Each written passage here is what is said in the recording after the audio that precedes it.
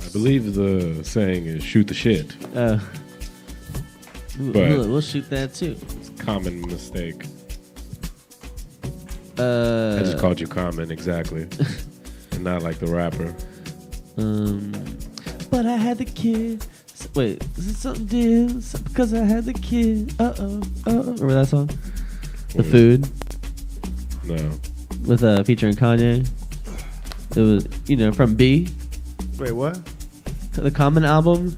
Oh, B. That was a good album. Go. That was a good album. No, but the one with and him and Kanye performed it on the Chappelle Show. That was 05, right? Yeah. I remember I was in Florida for this. It's a song about like stepping up and being a man, and taking care of your kid. Or Texas. That whole album was good though. It was good. Kanye put him on. Kanye put a lot of people on. Kanye put Common on? Yeah, with the B album. That B album like put him back on the map, like. Yeah. Back on the map? I mean, Yeah. a Kanye feature in 05, it's pretty good. Kanye produced that whole album. Boom, boom, boom, boom. That's how it started. That's boom. pretty. Go. That's pretty modern or new. At the time, futuristic. He ran Kanye. He ran Common. He ran John Legend. He was running a whole lot of like backpacks, Yeah. at the time.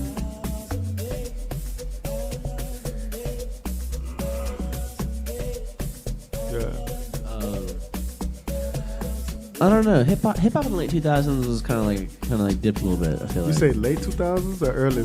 Late, You're talking about 2000. 05 to like maybe like 06 Oh, yeah, that shit was until like trash. 2013, 2012. It came back. It came back when There were good artists doing good things, it but came back 2010 because it came back 2008. From 05 to 08, it was dead. I think up until like Nah, SoundCloud, it was like pretty dead. Wayne had dropped No Ceilings. Kanye had dropped. Okay, Kanye, Wayne. What you call That Mos Def album from 09 was pretty good. You talking about the whole spectrum of hip hop? Yeah, I'm talking about the whole spectrum of hip hop. Oh yeah. Well, there wasn't a lot. Kendrick Cat just came out in 11. Yeah, I mean, Good Kid, Mad City came in like 2012. But they had Section 80. That was like see, Kendrick, I feel like really started hip hop back. Yeah, he brought it back. Kanye was just consistently doing his thing. Well, people had to catch up to Kanye. Yeah, people had to catch up. 808s was great. But then look at indie music, look at indie rock in the late 2000s. You know what I'm saying? You had hits, classic album. What names are? Like Animal Collective, Dirty Projectors, TV on the Radio, Beach House. You was on all that. A Vampire Weekend. Okay, that was your vibe. I wasn't on that at the time. I definitely wasn't on that. I was Fever Ray. I was just getting into DJing at the time. And then after Kendrick and Kanye started doing shit, people were like, okay, let's copy this for the next 10 years. There was something on Twitter today that put Kanye's Kanye's 5-album run versus Kendrick's 5-album run. They said, who you got? And it was unanimous across the board, Kanye. Yeah, I mean, so Kanye's first 5 albums? It's a better run. It's just it's a broader body of work. Yeah. Well, I mean, I would say this. I would say The Pimp a Butterfly is on my top 10 of all time. All time. Yeah. Of hip-hop albums, is The Pimp a Butterfly up there, The Love Below, and Yeezus are all up there. What about Illmatic? Yeezus is the only Kanye one. You don't have any old shit on there? If I have to pick... No. You have no old shit? No. Nothing. I like old shit, but I'm telling you... Have you listened to Illmatic recently, bro? It really is good. You sound crazy. You sound like a white boy. Yeah. But that's the only album that I'm like that. I'm telling you, this shit is good. But I like It Was Written. That shit's crazy. I don't even like Nas. I don't even like any other Nas. I like It Was Written better than that one. And no way. Yeah, I'm telling you what I like. I'm a Nas fan. Because I would say Illmatic, Dark Twisted Fantasy, Like Pimp Illmatic Butterfly. is above Producer? Dark. No, Twisted. I'm just saying like You top hip hop producer who albums wants to do for black me. and white? All right. Do you remember that Mos Def album from 09? The Ecstatic. Remember that with the red album cover? No, I didn't listen to it. No, it's pretty cool. In 09? Yeah, 09. Cav, I feel like you would really fuck with that. Y'all would like it. It's Madlib made a lot of beats on it. I listened to Talib's album around that time. Black Star, that was some good shit. Like I saw them live. So yeah, How was that?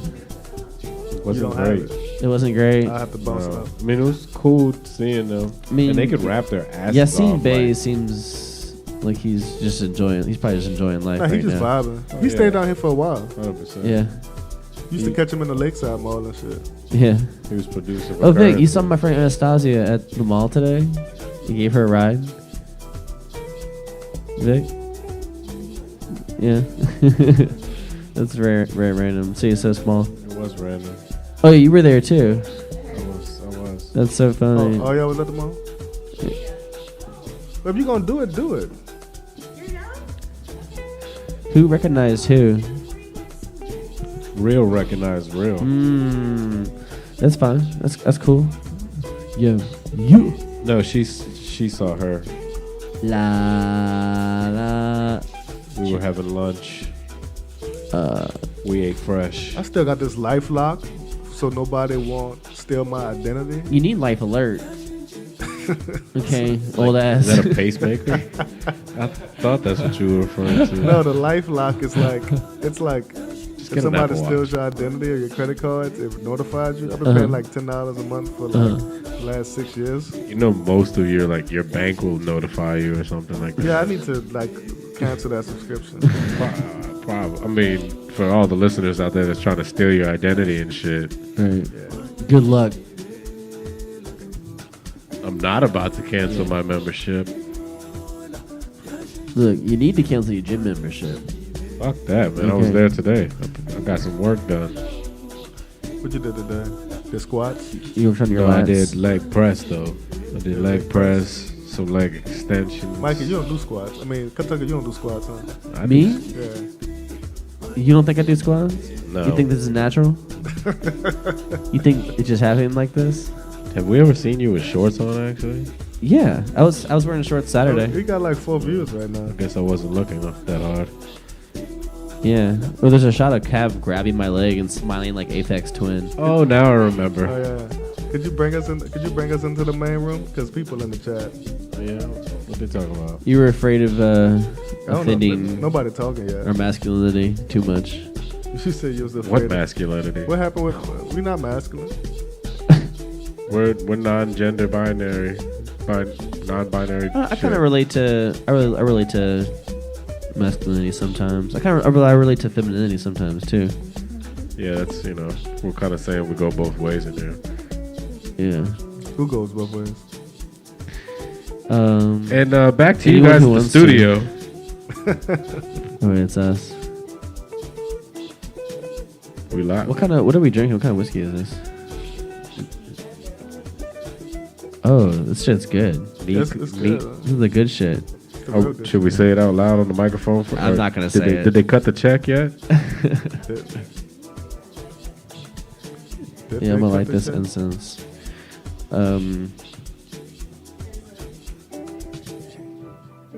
Should I? Welcome to Set Radio. Welcome. Are we too like chill? Do we need to hype it up? Let's take Nah, shots. I'm fine. I'm fine. Let's take shots.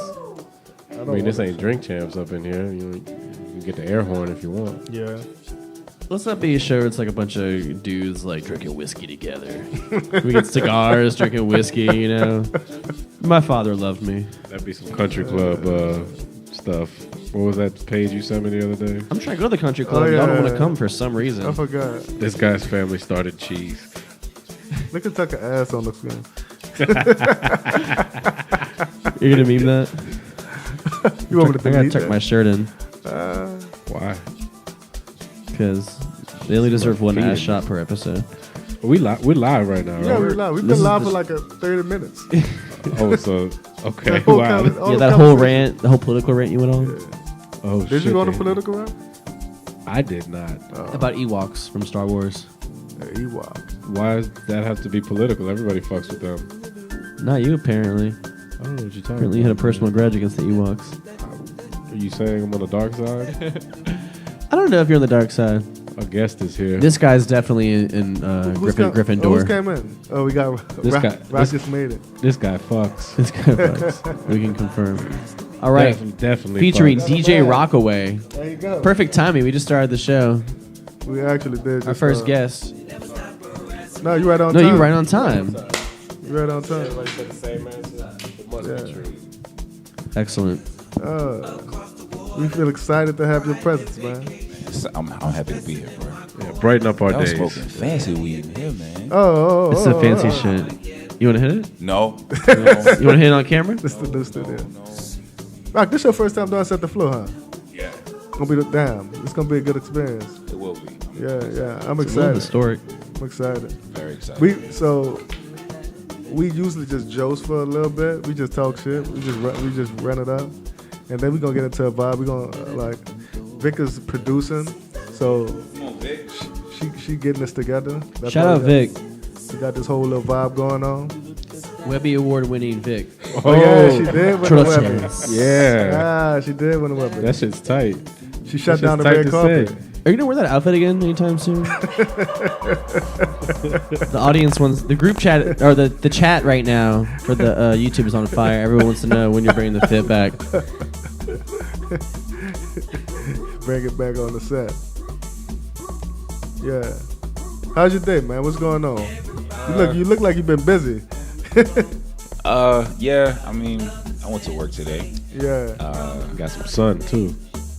That's that's the bike ride. Yeah. This man be biking like 22 miles Hey man, a day. look, it's the only working out I do. In this heat. I'm not That's mad the at best that. time. Do your ass hurt? Because when I was biking, my ass was killing me. Absolutely. You gotta get Yeah, better you seat. gotta get a better seat. Yeah. But even with a good seat, bro, Some seats it's like it just goes into your crack. It's like what's up with that? There's no cushion. It's like a Brazilian bikini or some shit. Vic, Nah. can you shoot me the link for the YouTube real quick? I'm about to. I never got a good seat. Well, it's less about the seat, and because a lot of people make the mistake of getting bikes and buying that big puffy seat from Walmart. Yeah. It's actually worse. Oh, that's not good for It's you. not Ergonomic. like your butt not hurting because you bouncing. It's Yeah. hurting because you rubbing. Oh, it's chafing. Yeah. Oh. So you gotta get. So you You gotta ride correct. you need to get the right seat. So like more expensive seats or like nicer seats are actually like hard as hell. Doesn't sound good at all, man. No, it don't. It's not fun. Because remember when I'm we just gonna biking? Uber. Yeah, look, We biked one time. we biked one time. Yeah, I biked one time. I biked for the rest of that summer. Oh, you did. He just did it one time though. Once was enough.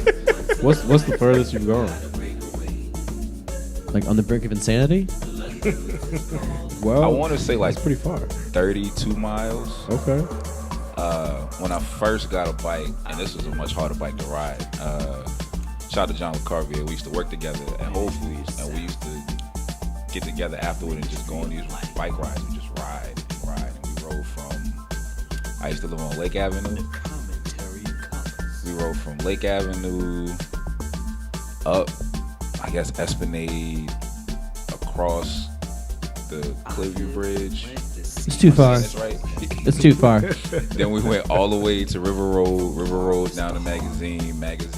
Y'all were all doing the too way much. down to downtown, I circled through. They jokes in the Yeah. city. the greater New Orleans and went area. all the way back to Metairie. Would you ride to the east? No, yeah, nobody rides to the east. I mean, you can't really. You know, That isn't hit like Don a Juan. straight, reasonable way to ride a bike to the east. I would not get on that interstate either. Yeah, You nah, know, hell no. That's a Wait, y'all rode to the east? I missed that. No, Bike to I the am. east. I would. Like, I would absolutely like. But the only way to ride. get to the east, the only proper way to get to the east is probably going down Haynes. Yeah. Because I wouldn't go any other way. And that's still a You still a still got to serious cross ass that bridge. You still got to cross that bridge. No, y'all got water. Yeah, Thank you, Vic. I'm just gonna keep Ubering everywhere. I think I'm just gonna keep having awkward conversations with Uber drivers. do it. That's the best way to live. You know. One thing that is crazy, I knew both of y'all when y'all had jobs and DJing at the same time, and now y'all just, said fuck those 9 to 5. Well, sort of. How's having a 9 to 5 again? Is it a 9 to 5 or is it kind of like a 9 to 11 and 11 then to goes 2. This on YouTube. This is on your permanent record. I was thinking about it today, man. I was like, It's. I was wondering how it is because I think you're happy with your job. Yeah, I love my job. Can you tell people what your day job is? Is it the bureaucracy? It. Can you What talk that about word it? mean? I don't know. I just I threw it out there. He knows what the context he was going for. That's for damn sure. Wait, I just hold threw it up. out there. I threw it Hold out I'm up. there. telling people where we at. Yeah. Nah, I'm just We're in making the sure the future. stragglers know to log on. Yeah, we're in the The future. link is right here. I'm usually in the future and the past at the same time, reaching complete equilibrium. That's where I reside on a regular basis. That's pretty incredible. Sound like a nice place to reside. Yeah. Yeah, I saw that in the Avengers. I like to reside. In a man's basement. I did it wrong. I'm in my residing era. I enjoy the structure that comes with it. Oh, just lifestyle shit. Yeah. Especially from the very specific lack of structure that the pandemic Yeah. gave to people like us. Yeah, that was facts. We was all trying to figure that shit out. Bruh. I'm still catching up. Still, no, like, also me. Yeah. Everybody on Twitter trying to catch up. I feel like people in New Orleans were uniquely ready to deal with the pandemic. nah, You don't think so? no. I think the Not in citizens were? our entertainment world. Like, Yeah, because you like go if- from. If you was rich and white, no offense to the white people in the room. If What the you rich was people? Like, if you was like, you had to be in a certain position, man. And a lot of people weren't. You had to own something. You had to have some sort of like nest egg. Niggas just wasn't ready. Nah, Niggas wasn't ready. Yeah. like it's one thing for you to have. Like we always ready for a storm. Sadly, we always ready. And I mean the individuals, not the city, the individuals. The individuals. Fucking leaving last minute. Oh, Like- this shit might happen. Shit, I wasn't about to leave the last time. I was like, We all were. We yeah, all were it's thinking like, about it. Yeah. Wait, where you going? Oh, I could just. All right, I'm gonna come to Florida. I'm gonna come to I'm gonna move to St. I'm just I'm moving gonna to come St. stay on the beach Petersburg. because it was really about where you going. If you going on the beach, I'm gonna come chill. Right. You know? Yeah, nah, I think I went to was- New York and the shit followed me. Yeah, That shit was tight. That shit was I incredible. remember this. yeah. I experienced a hurricane in New York. Not many New Yorkers can say that shit. Right. Like the pandemic was special, man. There were good things about the pandemic, I'm sure, for people, but Did you do any of the live streams? Did you like? sadly, yes. Yeah. A couple. Damn, sadly. When you look back on like the late live stream DJ sets, what does that like make you feel? on them as a whole. Yeah, or- it's that era. It's interesting. I mean, it's not over Right. for a lot of people. Live streaming? Yeah, Wow. like Jeff's still on every day. he every day. I think he still do lunch break Let every me, day. I could be incorrect on the frequency. Let me pause for 1 second Yeah. to introduce my man Rqaway, because we broadcasting live, and I want people to know Mike and Rock are both cats I've known for a long time. Is that chill? That's chill. Yeah, Say, what Yeah. up, you want to Chill? wait for introductions? No, it's a party. Look, Chill, I was just Literally. doing an introduction, which you probably do the best job of. Mike and Rock.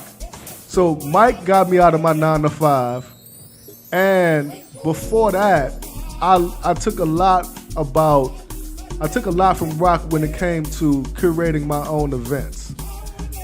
So Rock's a legend in the city. Mike's a legend in the city. And today we just tapping in because we about to do this show at the Domino, and we getting back to some sexy shit for what Setdeflo is known for this weekend. But what I Bang on the furnace in there, man. oh, it's gonna be nice in there.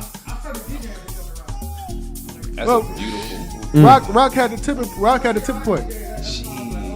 It was only cool. it was only three. It's all your fault. It was only three. A lot of DJs. shit is my fault. It was only MCs are three trying to DJs take our jobs. that So look, Rock. This is what I wanted to get into this probably eventually, but I seen this weekend, and there was a Twitter was going crazy this week. It's going crazy the last 2 weeks, really, right? Mike don't like Twitter. I enjoy the chaos. It's a horrible place. It is. It's a chaotic place. It's not for like. We might get the cure from Twitter still, It's not though. for constructive. It's not for constructive dialogue. It's for toxicity, right? Yes. So, Yes. but it said something about it was DC Twitter. They said the promoters are not make the party, not the DJs. And that was DC Twitter. Then New Orleans Twitter chimed in and was like, well, all the DJs in New Orleans throw their own parties. And then I've told the story to Mike. I thought to myself, well, that wasn't the case 10, 11 years ago. You know, it was only a couple of niggas that was doing it. And when I got in the game, it was Rqaway, T-Roy, Soul Sister. And I started doing my shit. It was only us doing this With shit. household name nights. Yeah, like household holding it down. Not club presenting this. It was the tipping point. What was Soul Sisters nights called? Hustle. Hustle. And T-Roy is Bayou International. Yeah. You know what I'm saying? I started Lemonheads around 11. The music. Oh. And I'm saying that to say a lot of the young DJs don't know a community where you either made your own shit or made your own way, DJing 5, 6, 7 hours, or you was at the will of a promoter. You know what I'm saying? They just think, oh, you could just pull up and run my own play. Yeah, the community kind of set like that, but a lot of niggas had to go have $50 nights for it to get there. You know what I'm saying? Oh my God. Trigger. No, I'm telling you. Look, I remember doing Lemonheads from 3 to 9. And the bar tab, and we break it off the bar tab with, who was that? I forgot who it was before Jeff had it. And, I leave with 100, bricks. You leave with $120 for 9 hours. You know what I'm saying? It was just this type of time. You had to pay niggas. You know? I never got paid back in those days. I know. We paid you back now. I feel like a king of those drink tickets. But, I just wanted to... Dolling them out to your peons. Stop talking shit, Tuck. I wanted to introduce my man Rock and introduce Mikey, in a special way because I think I just like for this week when we go back when we do Setdeflo, we're gonna have some real good DJing this weekend. You know what I'm saying? Whoever tuned in, some real good DJing. You know what I'm saying? So niggas don't miss that. You know? Why did you start Tipping Point, bro?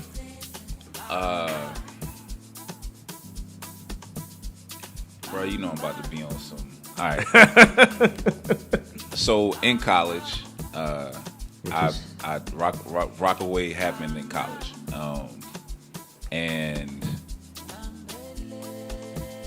I always thought it was weird to watch these. They had these groups, the fraternities and sororities, and no disrespect to those organizations as a whole, but on campus, it was like a lot of talk. Like it was like people was like real service organizations, but they was just throwing parties and trying to fuck with hoes, whatever. And I didn't actually see them do anything. They didn't do anything to change for the community, bitch. Yeah. And leading into shout out to G. I done some parties on campus, and DJ G. Yeah. DJ G had been doing some parties on campus, and we was both RAs. Wait, this was at Dillard? This is at UNO. UNO, okay. And so we started the staff, which was a DJ crew. It was me, him, Jose, and Diego. Damn, I didn't know you and G went back then. Yeah. And them boys was different. Yeah. Like,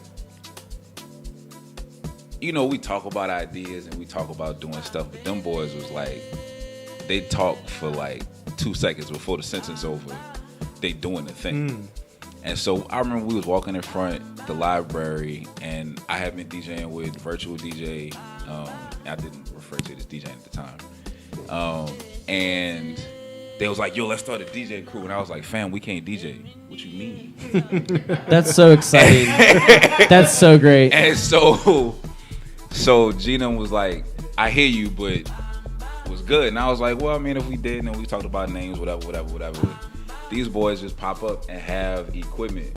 Like homies went to the credit union, did some research, and got equipment. Oh, that's how they came up on the equipment? Bruh. Damn.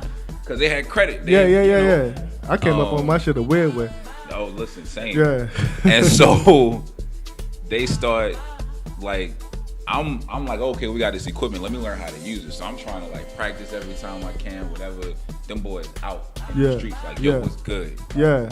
So they had got a couple sets, couple parties going, and they had this one at Handsome Willie's. And I think it was called Luna. Yeah, I'm pretty sure it was called Luna. No. And G was like, yo, Rock, you won't play before? Because I hadn't really been playing out. Now, what year is this? This is... Had to be 08. Had to be early. Okay. Maybe late 07, but I'm pretty sure it was early 08. Okay. And I played like an hour set before their party. Yeah. And when I got done, one of the owners was like, yo, you want a night? And I was like, fool, what you mean? And so I played it cool with him. I was like, I'll think about it. And I remember walking outside and like calling my brother on the phone and like screaming like, yo, like hype as hell. Damn. And let's go. So I was like, I wanted it to do something. I ain't just wanted to just be like, oh, I got a night and I'm playing music. Like I wanted it to do something. And the original idea was this like this hybrid of like party / community service project, and that didn't work out at first because I was too nervous about it, and I was like, I didn't want to.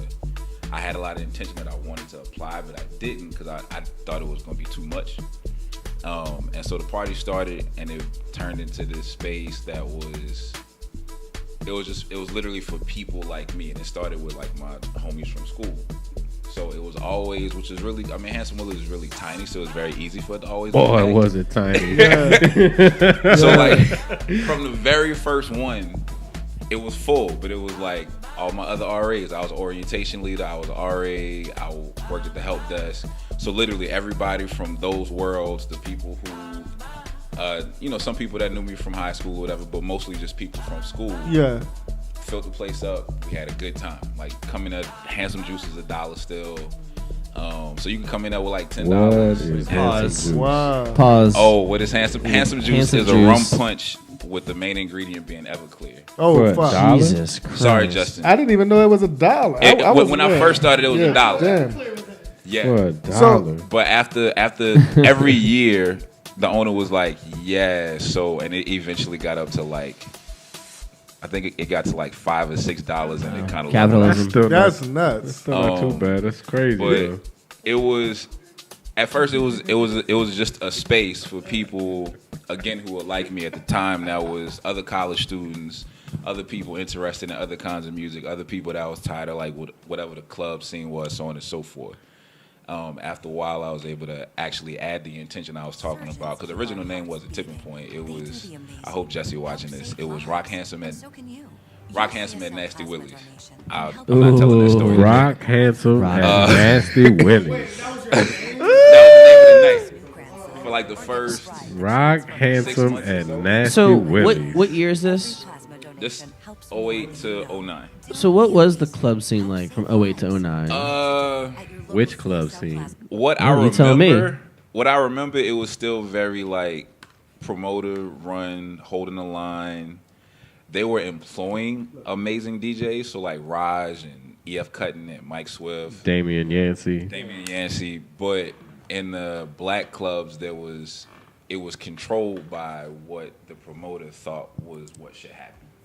So even though it's EF Cuttin, EF not necessarily playing the night full of hip hop that he would probably like kill and have, That's what I'm telling you. Niggas Niggas had to make their own way. Yeah, you got to bend to survive because you're not running the thing. Yeah, it's like the DJ is not an artist; they're kind of just like a plumber almost. Yeah, it's like a contractor. Contract work, Yeah. And they had some janky shit going Plumber on. for sure. Sometimes plumbers. Sometimes, Yeah, all the bullshit. We had to pull some shit out of tight places sometimes and pause. So Tipping Point was a place to. It was a space. I didn't want it to be a party. I wanted it to be like a space. If you wanted to party, cool. Like there's a certain amount of time at the night where you could like party. If you wanted to connect with somebody, you wanted to meet somebody to date, you wanted to start a business, all of that stuff could happen. If you wanted to help somebody, like if you wanted to, we had folks across the street that was homeless, which was crazy because I could always see them while I'm DJing because directly in front of the booth. Which helped me to be able to be more passionate about like the help that we applied. So it went from this party of like these like-minded people to this place to where we were raising money for March of Dimes. We're collecting books for 2 cents. We're collecting clothes for the homeless. We're collecting money because somebody's sick or somebody needs something. Like it became that space, but it was still like there's this cool place you can go and hang out, and he's gonna play some music that you know and some music that you don't, right? So it was all of those things. But the basic idea is just this intentional space. It might not necessarily feel super intentional all the time because you don't have to connect to the intention if you just want to come in and have a good time. But that was the plan. Did you anticipate everything that would happen after this? No. Like no. As far as when Tipping Point started, did you think, damn, I will be doing this for the next 15, 16 years of my life? Nah, because I should have. It should have been easy to think about. Yeah. But all of everything that I did up until maybe the last couple of years, I've been trying to think about myself. But it was always, what could I get? Every time I got something, no matter what it was, if it was beyond like food, clothes, because those things are for me. But any opportunities I got, any chance I got to like produce something, I immediately thought about how could this help somebody else. Yeah. And at the time, I'm not the only person that hates what it felt like to go out. So it was like, all right, I got this man gave me this opportunity. How can I make this serve people? Yeah. It's crazy that you did it with a small room. Where everybody was packed in tight. That's one of the things that like bothers me about going out. But if you created a space where people felt safe enough to go out, and they didn't like going out, but it was still a close-knit space, you just created an atmosphere. When you're starting is what out, it is. all those people in that tight space, it feels packed. It feels good. Right, It's like you feel like people's body heat. Space. And it was also like it was a perfect arrangement of elements. And I mean, like the people that were coming, but also like the people that were behind the bar, the ownership, the location. Like it was so many. It was a perfect storm for real. I don't think that any venue that's open in the last 5 years can have the mindset of the ownership of that place, because they were like, it was truly trying to figure it out. They wasn't trying to like be a club. They wasn't trying to be. Well, that's the thing. I think any place as a DJ, and this is for the DJs that's trying to start their own shit, you and the owner got to be on the same page. And if you are not, the night not going to never last. Well, you don't have to be on the same page. You don't think so? No. I think that you have to, you got to create boundaries. And they have to be respected. But y'all could be in two different, because I've never really been on page with anybody's ownership with the exception of Tipitina's.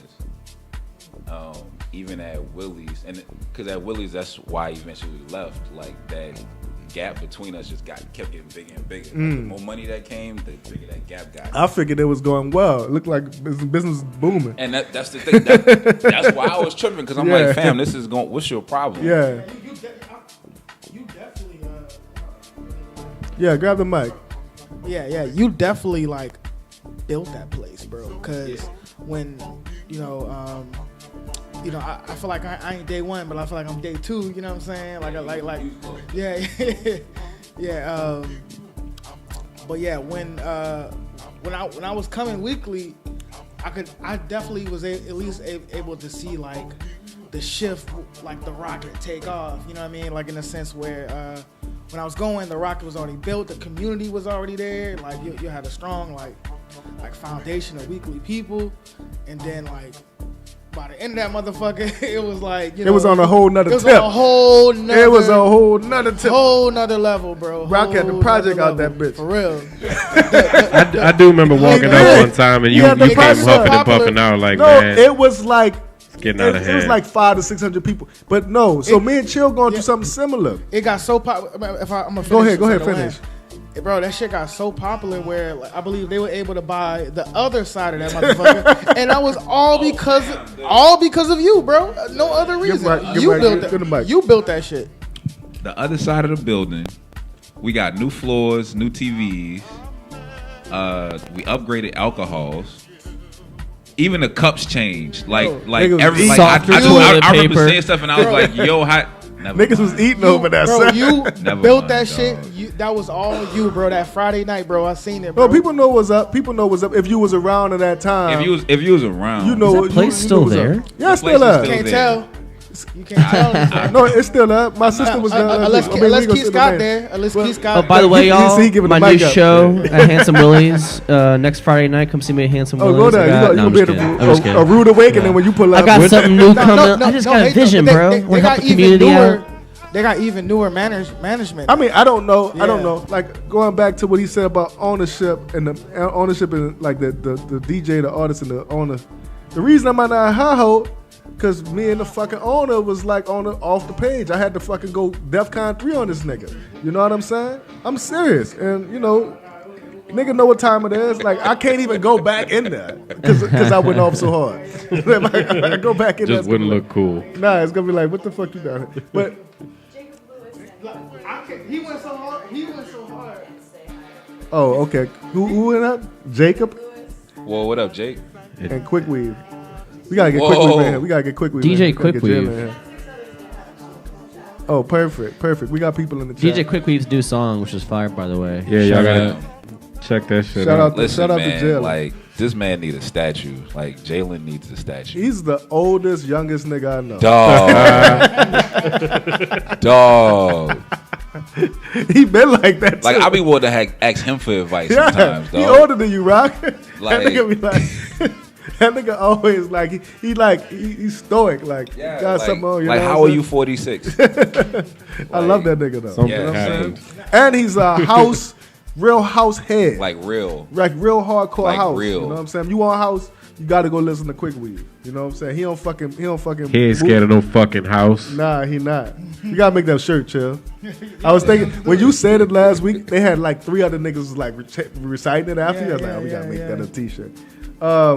No, I was gonna say on the conversation of like having differences between, you know, the ownerships. Yeah, no, just. Oh, go ahead. No, I don't mind going into that shit. No, I was gonna say like you went so hard. Oh yeah, I can't go back. Like you can't go back, but like you went so hard on them shit. I can't go back. Yeah. But like, I got fed up, Rock. Yeah, because it got to the point where I was like, I can't, because the nigga was playing.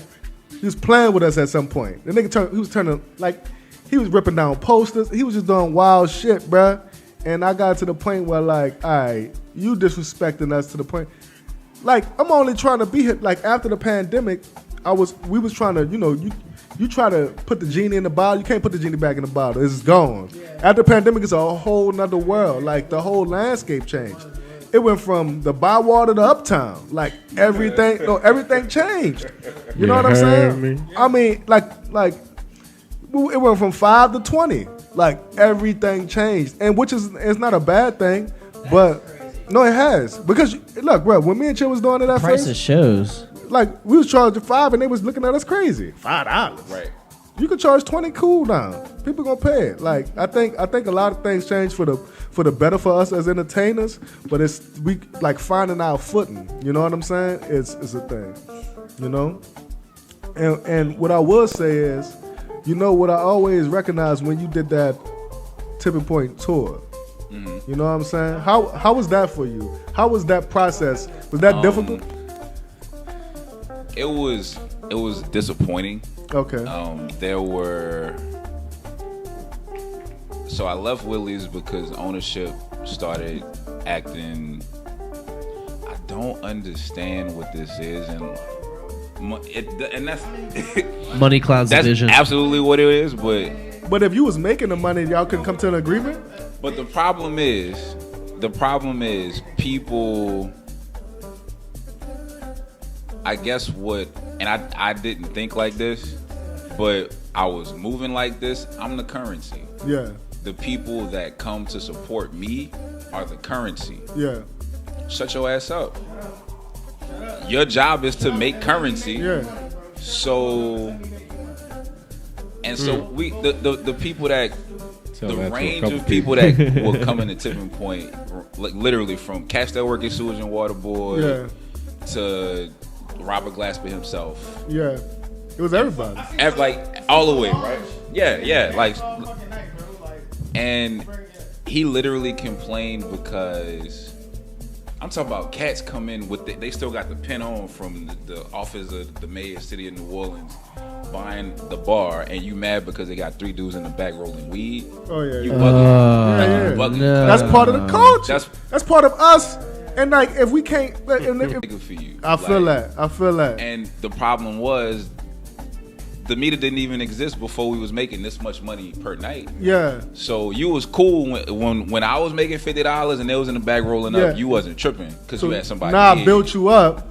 Now you can replace me, and now you won't run your business. How we you got gonna run your 100 business? people in a spot that hold 42. Yeah. And you mad that 3 of them. But see, that always happen when cats build some shit up, and that's how I felt about what we was doing at High Ho after Soul Sister left.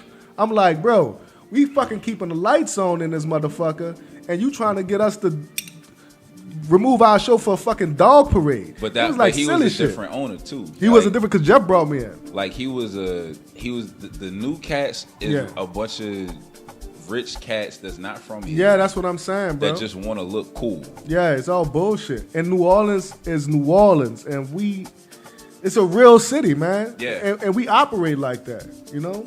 And the motherfuckers who stand on shit, a lot of the artists here stand on integrity. That's the only way you're gonna even be a legitimate artist in New Orleans. Because if not, the community gonna be like, this shit ain't real. We ain't fucking with you. The community is dog your ass. Like they don't. I disagree. But let me hear. Nah, cause we get to the mean part later. We getting the mean What we're here for. The tour. Yeah. The tour was dope. The tour was disappointing in one way because I wanted to move Tipping Point to a black owned space. Yeah. And I went to, I think, 4 of the 6 spots, or maybe 3 of the 6 spots were black owned. And each time we had an issue with the business part. And it's like, I can't be disappointed in people that's coming, because there was one spot, they have a full kitchen, and in the deal, like, we sitting in the office, and it's like, yo, we need this, cool, the kitchen gonna be open, this the menu, whatever, and I'm advertising the menu to people, and they pull up, and your kitchen dead, I can't deal with you. Yeah. You telling me that I'm not worth the money that I'm telling you it costs for me to be here, I can't deal with you. It's a lot of unprofessionalism. Yeah. And they don't always get called out on it either. It just kind of phases away. Somebody's going to say, okay, cool. That no matter, I don't care what era you in, somebody gonna say, okay, cool. Bro. And like take whatever abuse or for sure. Yeah. Rock, bro. What you say? Dog, I seen you fucking pack out Tipitinas, bro. I need y'all to understand. Chill used to pull up in a black Power Ranger outfit Easy, dog. What? and get busy. What? Y'all don't know this? Wait, what? no. What? I didn't know. You just put. Yes. I need any type Wait a of minute. documentation. Wait a minute, Just man. pull it up. Yeah, bro. Set it up. Black Even, power, bro. That doesn't mean surprise. No, because it was the at that time, bro. Yeah. Like in New Orleans, bro. Yeah. This was the most beautifulest like black party, bro. Of like people just really here to have a good time. Yeah. It wasn't like none of that hype shit. Like None I of feel that like too people, cool shit. Yeah. I felt like people was there to have a fucking good time and party, and I was like, you know what? Like I'm over here with it. I gotta be me, bro. I showed up so randomly. When I tell you, I could almost see the whole like I was on ecstasy that night too. There it is. Bro. When I tell you, That is. When I tell you, I seen the vibration of the room, like before I walked in, it was like, oh, okay, cool, whatever. Like I'm like, fucking, I'm gonna show up to this shit in a Power Ranger like costume, set that shit off, and that shit went up, bro. That shit went motherfucking like dynamite, bro. I'm gonna send y'all the pictures because I was just looking at it. That shit was so fun, bro. That shit was so much fucking fun doing that shit, dog. People were so shocked because you're gonna wear this on Saturday. It was like a random. It wasn't even like Halloween or nothing. It was like random, like May or some shit. Yeah. So like nobody expecting to see that shit, and I was like, fuck it, this is how I'm coming. But yeah, anyway, bro. Anyway, bro. Like I seen you do that, so that is not to be taken lightly by any. Like we might need both Ascendants and fucking Setdeflo to do that shit to like pack out Tipitinas. You know what I'm saying? Damn, like, that's had real. that shit How many packed. people? How many people's in tips? Tips. The legal capacity At least 60. The legal capacity is 800. I've seen Bro, 1,100 people in there before. Packed, not bro. with me. That sounds about right for the New Orleans venue. The largest audience I've ever had at Lanyap was 710. Crazy. That's crazy.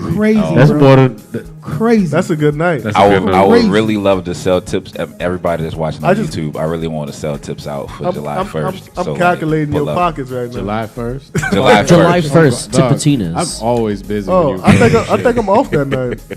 Yeah, I'll come. That's Essence Weekend. I think I'm I'll off bring a that crowd night. out for you. July 1st. Yeah, Okay. yeah. We not off that weekend. Who said that shit? Oh, we not off that Y'all weekend. not. Y'all not.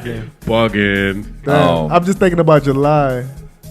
We'll be there in spirit, brother. Cool. I'll feel you in spirit, man. I appreciate Great it. night. Thank you. Same. Yeah. I knew she was gonna hold on, y'all. It's mom. I'm doing the Power Ranger shit. You good? Wait, you good? You said good? what? Okay. I don't know, bro. I feel Love you too. like Bye. you know. Who share a mic? Oh, we were trying, but shit keeps happening.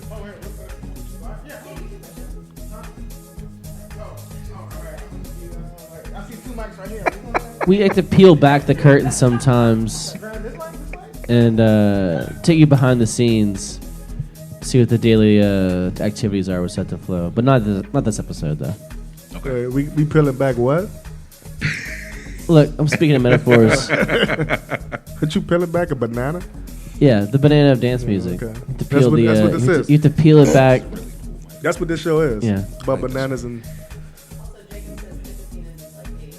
Jacob's dance. Tipitinas is 800. Who's Jacob?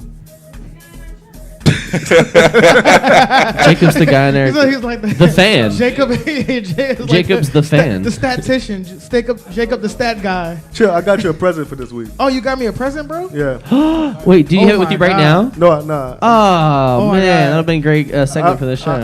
I'll bring it Saturday You night. only brought me like, since we've been doing Setdeflo, you only ever got me one present. You was like first time you did this, it was an actual alarm. Okay. And Wait,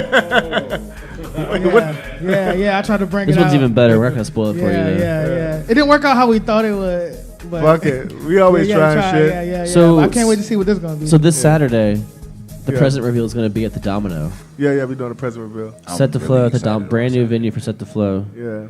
I'm excited about And for the first time being ever, sexy. DJ Rqaway and Setdeflo. How know, big this is is gonna be the crazy. domino? It's probably about as big as the tipping point. OG tipping point.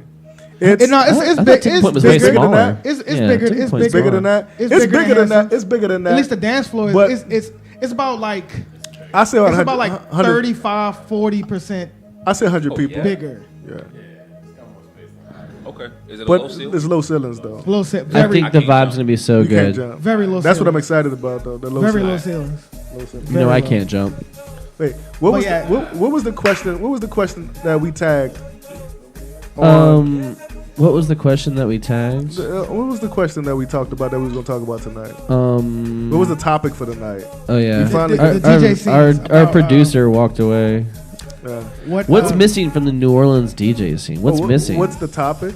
Oh, What's missing? Mikey, What's missing that it could use? Mikey's like an old, like grumpy DJ now. Right. You know, he's like, where do I start? I'll tell you what's missing. You've been saying that about me for 10 years. These though. whippers. You haven't been grumpy. You finally starting to It's like. the resting bitch face. Nah, it is that. All of y'all have been saying that about me for 10 Resting. years. That's when you don't Grumpy smoke man These weed. whippersnappers. That's when these you don't new smoke weed. DJ whippersnappers. Just Right.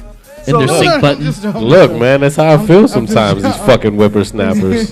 So look, they don't understand how true. You just be quiet. we played with Rabbit Hole this weekend. I played with Gabriella. What's my man name from Detroit? Save man? on. Save on. Dime, and me, right? It was on the floor, bro. Yeah, that's right. And me. And Mikey. How was the show? The show was popping, but this is the thing. After the show which was really popping. So we was Oh, talking. really? We was talking, and Dime said they got a lot of dope DJs in the city. A lot of good DJs. And I said, no, they don't. They don't have a lot of good DJs. I said, I said, Can you're we good. quote you again on that, sir? Nah. I say you're good, but I look at it like this: any DJ, because right now niggas just doing 1 hour sets, and they going to pull up the 1 hour sets, and they getting on bills, and the bills stacked, and Right. before niggas doing 1 hour sets, and they do that twice a month, and think, oh shit, I had a poppin' set, and I'm like, nah, bruh, you got to know how to open, read the crowd, close the crowd, and then make the crowd pop off. That shit is dead. And I don't know if we're the ones that's supposed to be like, No, oh, we got to bring this back. But what I'm saying, they may be dead. But what if you have a room and that bitch not popping, and you don't know how to get that room popping, and that takes a special in their case, quality. all these kids are coming in and playing that hour-long set, and then playing it again when the people actually So get that's in what there. I'm saying. So this one, so Whether or not they have popping songs in there, Redlining the entire time. they don't know how to open up anymore.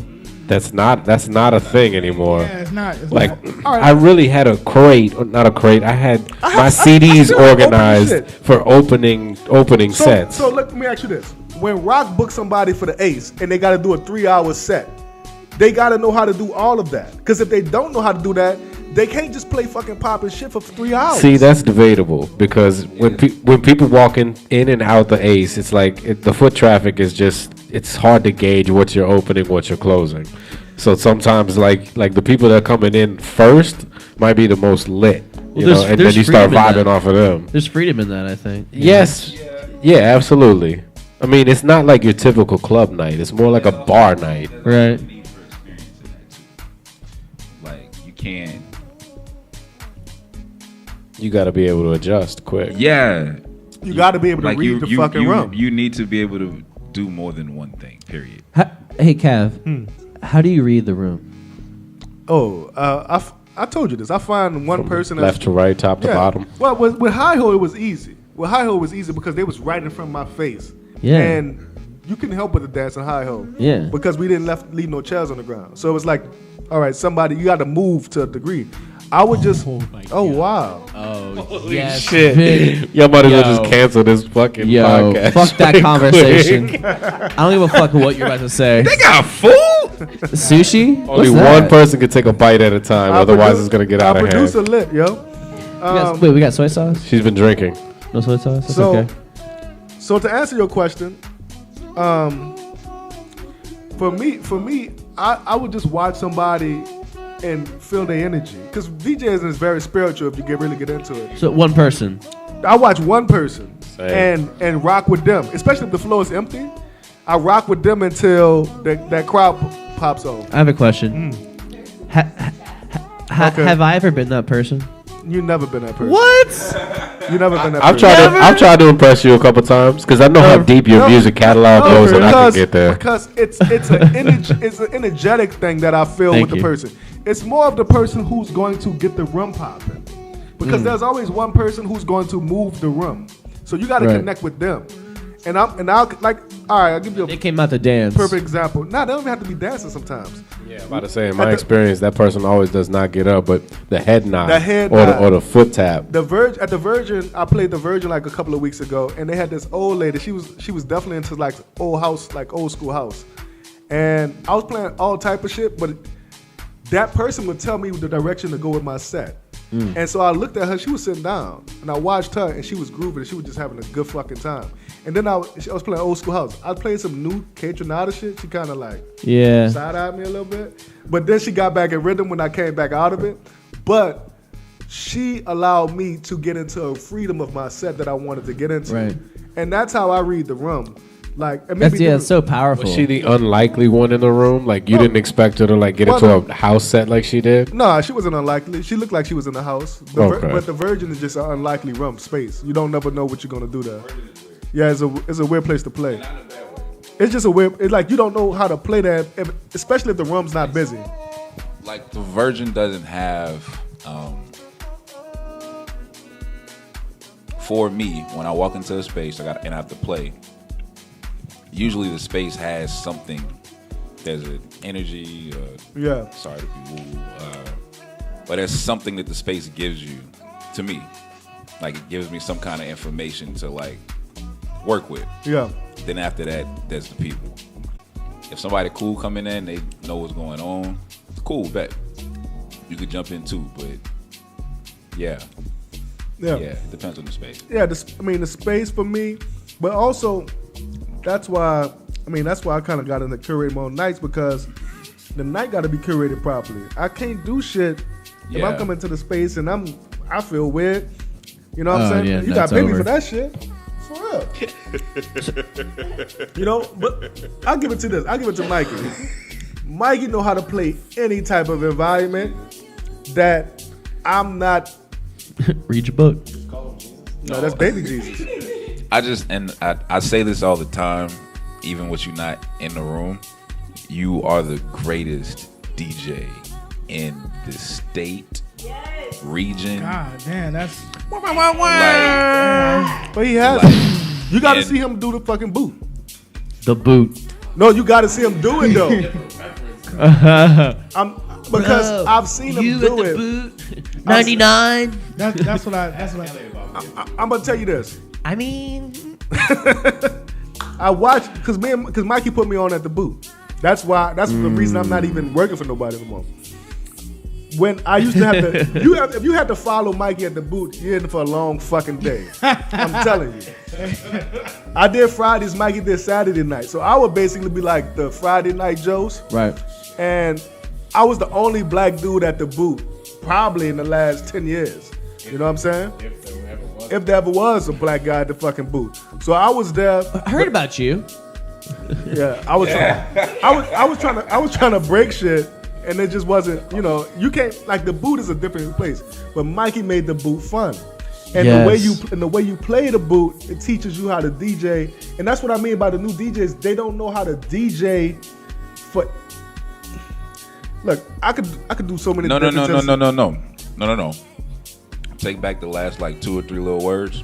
They don't know how to DJ. You can stop right there. Like you could stop. No, but right I don't there. want. But they have good talent here, and they have potential. Yeah, but it's they're the still time young. you They're still put in. learning. I hear a lot of DJs, and they got potential at the hair store. I can hear young DJs. I can hear how. Whoa. At the hair store. But you ever hear a DJ and they DJing too fast? Yeah. And they just playing too fast. I'm like, bro, you gotta let that breathe. You gotta let because especially in New Orleans, you gotta let the rum feel what you're doing. You gotta let the rum feel it. I done seen him let the rum feel it more. He'll play a fucking Kirk Franklin track or some other gospel shit, and I'm like, how the fuck he? When I used to listen to rap, I'm like, how the fuck he pulling this shit off? Right. Because it wasn't a conventional style of mixing. I told him he DJs like E40 to me. Like E40 raps. It's so unconventionally on point. And I told him this, and then because I look at all the fucking DJs. Genuine DJs straight hit you all night. It's just straight to the point. It doesn't stop. It's almost like how Common raps. It's methodical. It's, you know what I'm saying? Mikey's a party, you know what I'm saying? My shit's emotional. Like everybody got their dope sound, but the dope DJs have a unique texture to how they give it up. You know what I'm saying? And I always was impressed by how Rock does it, because you can't pull it off. It's not something everybody could do. Especially the emotional strings you could pull. But all the good DJs do pull emotional strings. That's what the DJs do. Vic, we have some questions in the chat.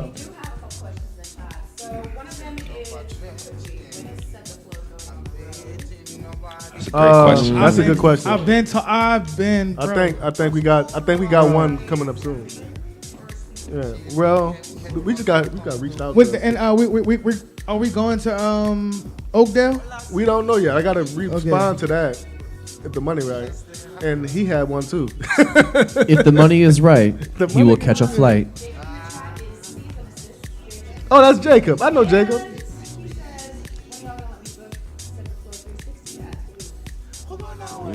Oh, we were supposed to do that a couple of weeks ago. We just got to get the scheduling right. You know what? Let's do it this weekend. Fuck it. Fuck it. Oh, what you about to say, Chill? Wait, no. Somebody was about to say something. No, I don't think so. No, somebody was about No, to say I don't know. Well, we can't not talk. Let's moment of silence. Let's just do it right now.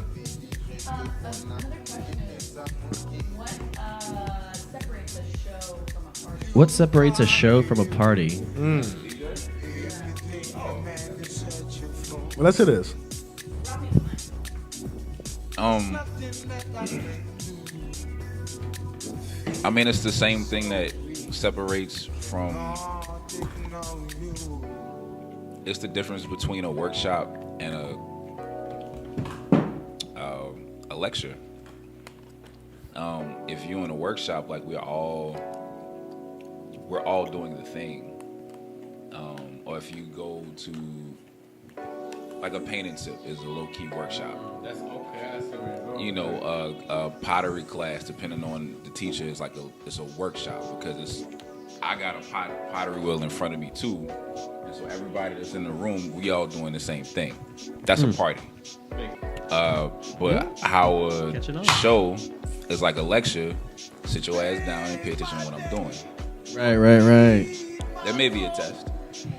If you command the attention like that, it becomes a show. Yeah. Like I think opening sets should be shows. That's interesting. I opened for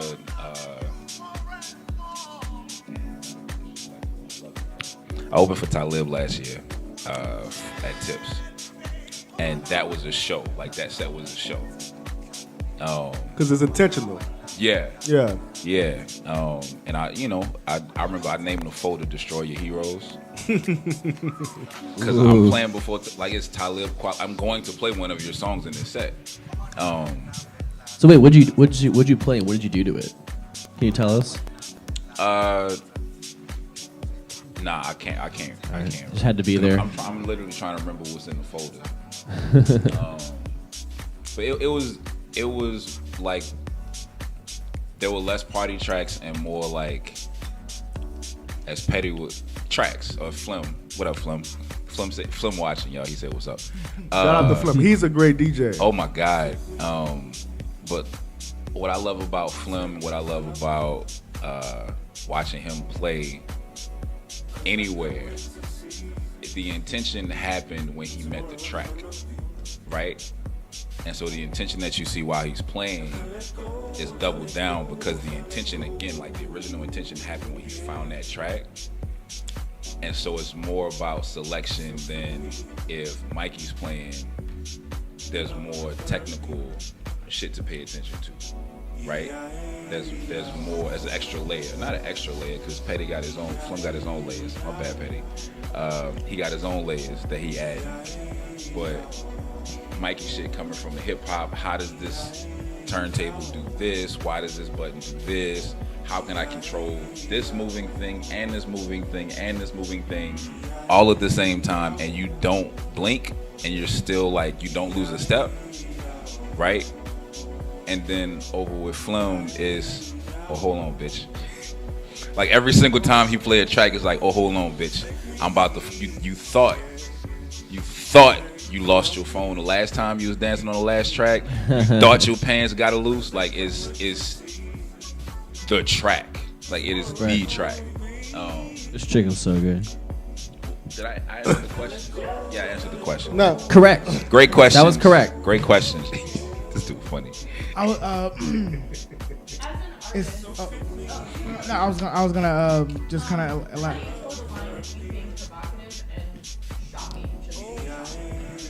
How do you tell the line between being provocative or just being like cringingly shocking in a shitty way?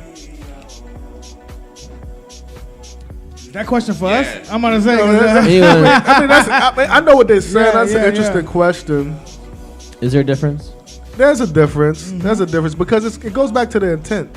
It goes back to all this shit goes back to your intentionality. I know you being truthful. Are you being honest with your work? Yeah. Do you mean? Because if you bullshitting, you just bullshit. Right. And I niggas.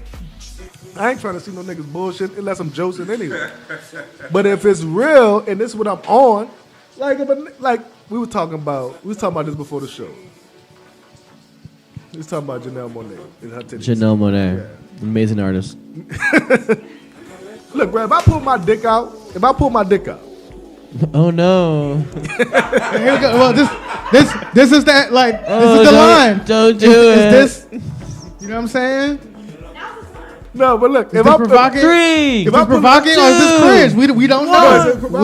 We don't know. We don't. But if I'm on it- If you pull your dick out, you better hope it's We have to provocative. hear him out at this point. All right, let's say this. We have to. You gotta finish, bro. Now- So what's up? Now, this is the question. This is the Your dick is out. Stick So the what's the landing. question. No, context? my dick's still in my Why you just went straight to that? We will find out. But okay, so go Cuba ahead. Gooding Jr. Okay.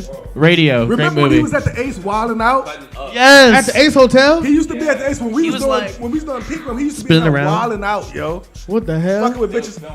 Yeah, I don't know what the fuck he was on, but It was just in the radio, city. too. He was just in the city going crazy. He was coming to the boxing gym. Everywhere he went. Cuba was wilding. Just But the just like on cocaine. no, he just was, drunk I don't know how wild, he or was just- operating. But Just the story, being okay. party yeah, animal, all right. man. it probably was coke. Yeah. But the story I'm a millionaire actor. I was in radio. We don't even know. Asshole. I just did coke at the top floor, and I'm coming downstairs in the okay. The story And was that explains it. he used to pull his dick out at parties. Wow. That was the story. I could believe that. But they say that was just his thing. Hey, Right? It's just Cuba's thing. That was just his thing.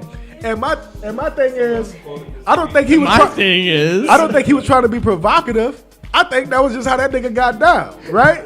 You know what I'm saying? that is so true. And what I'm saying is, that's how you tell the difference. Are you Cuba Gooding? No, but if, Or what? but if Or you- what? if I don't know you're that. What's the that was- alternative? that was Inside of you, there are two Cuba Gooding provocative Juniors. for everybody who wasn't Cuba Gooding Jr. Yeah. So for everybody else, that was cringe. If that's not- Because if you see this shit, you like, yo, what the fuck? is Yeah. going on? What's going on? He didn't do it at the Ace, but I remember him being at the parties like, yo, is that Cuba Gooding? Did you feel like your set was off because Cuba didn't pull his dick out? No, I didn't think. Did you go home like, damn, Cuba didn't even pull his dick out He didn't tonight? even pull his Like, meat out. was I not on tonight? Like, I seemed like I had some good transitions. Oh boy. Cuba was fully clothed the whole time. I kept looking over and just checking to see, but I told what you I all that played. time the RZA pulled up to us. Yeah, I remember and that took shit. the mic from Chill. Yeah, I had to take. I had to take the mic back. So look, B Mike hit me up. so what did he say? B Mike hit me up. He was like, yo, I Did got he some. bust a he got some- freestyle? He said, I got some people coming through. Yeah, they was going everywhere. So I was like, all right, pull up. So he pull up. He didn't tell me it was coming. RZA show up. Now Maybe he's bringing RZA Rqaway. on some RZA shit. He Yeah. like, what up, son? Oh my god! Whenever you get to that point, I definitely want to like He like, what up, hop son? in, bro. And then he just got on the mic and started doing Wu-Tang originals. The crowd number 2 Lane Kid, who the fuck is this black nigga? Yeah. So what happened was, bro, I ain't on none of this shit, bro. I'm just doing, you know what I'm saying? Like, I'm Just chill, just chilling. I'm just like, guess. I'm trying to do, and like Wu-Tang for the kids. So- yeah, we all fuck so Wu-Tang.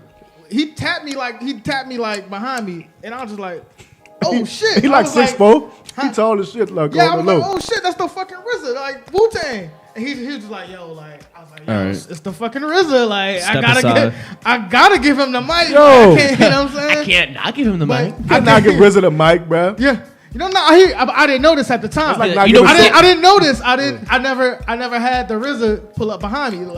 So I was like, I can't pay you, right? so at the time, at this time, I was like, oh shit, the RZA. So he got the mic. I'm thinking he about to be like, yo, what up? It's the RZA. Y'all shout out to da da da. But shout out Ascendance. he got the mic. And I fucks with the RZA. He got the mic, was like, yo, set the flow, bippity bopping up. He started doing RZA shit. I was like, man yo. with the iron fist. I was like, yo.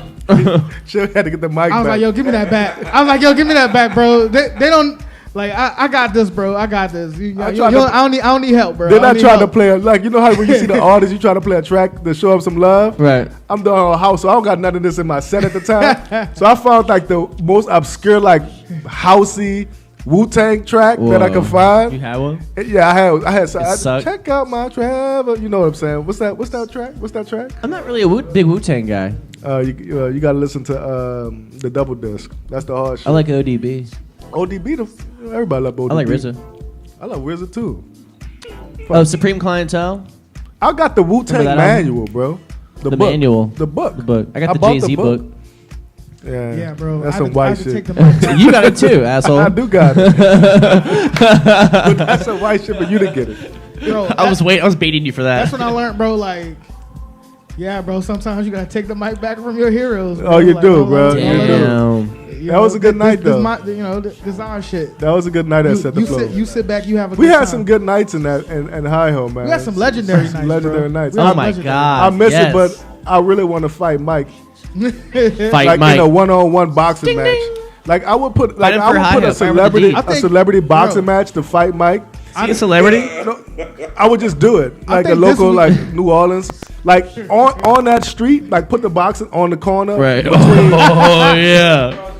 No, like I want a good clean put match. it on the corner, like and I'm gonna just go pound him to his body. I can be the referee. Bro. Oh yeah, that would be so hard. Like I just beat him up in his belly, like all night, just wail on him until he fucking. This is Mike, the owner of Hi Ho. His address is 583. It's an old white man. He like 60. He might whip my I ass. definitely want to say, bro, like I'm really fucking excited for this week, man. Like, This is the first time like I ever seen my name on a flyer with you. You know what I'm saying? So like, it like yeah. It's the first time we like. My name and this your is name amazing. This is what we do, man. We're making dreams come true. It's a very full circle moment for me, bro. You know what's fucked up too? You're gonna be ready to play Setdeflo, like house music and shit. Chill's gonna come up to you like, yo, man, just play your set, man. Just run your set, man. Play Swag Surf. You don't gotta run house right now. You don't gotta run house. So this is what I want to ask y'all. Let me do some business on the camera. Okay. Are y'all cool with the sticks this weekend? Because I'm bringing out the 900. I can't. I mean, you cool with the sticks, or you want? I could bring the SM and let y'all. You got sticks? And let y'all. Well, he played on the sticks last time. Flim had him on the sticks. Fuck. And I was like, yo, I'm trying to get Mikey on the stick. Yo, I got my DDJ. Get him ready. You got time? The stick's fun, bro. Yeah. Because you get like You how don't said know. Like how he said about Flim, like the records, you really got to be intimate with the records on the sticks. It's a different vibe. Yeah. It's a different vibe from Serato. Like partying. I was scared at first though.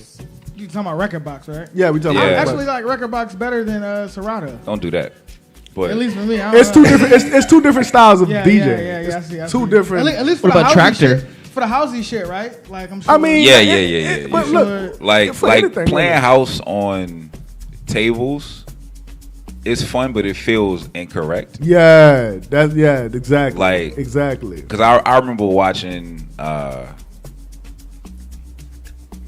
Flim text me with the documentary that we watched, but watching. Oh God, Javon, come on, man. Who was it? It's the OG, like how house music started, No Love started. I think I know what you're talking about.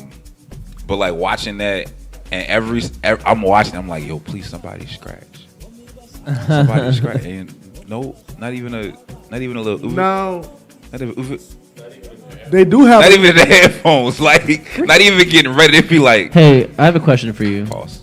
What did the DJ name his son? Ricky? Oh, I thought you was gonna say Eric. No. Okay. That was that was the second That was kid. his stepson from his third wife. Okay.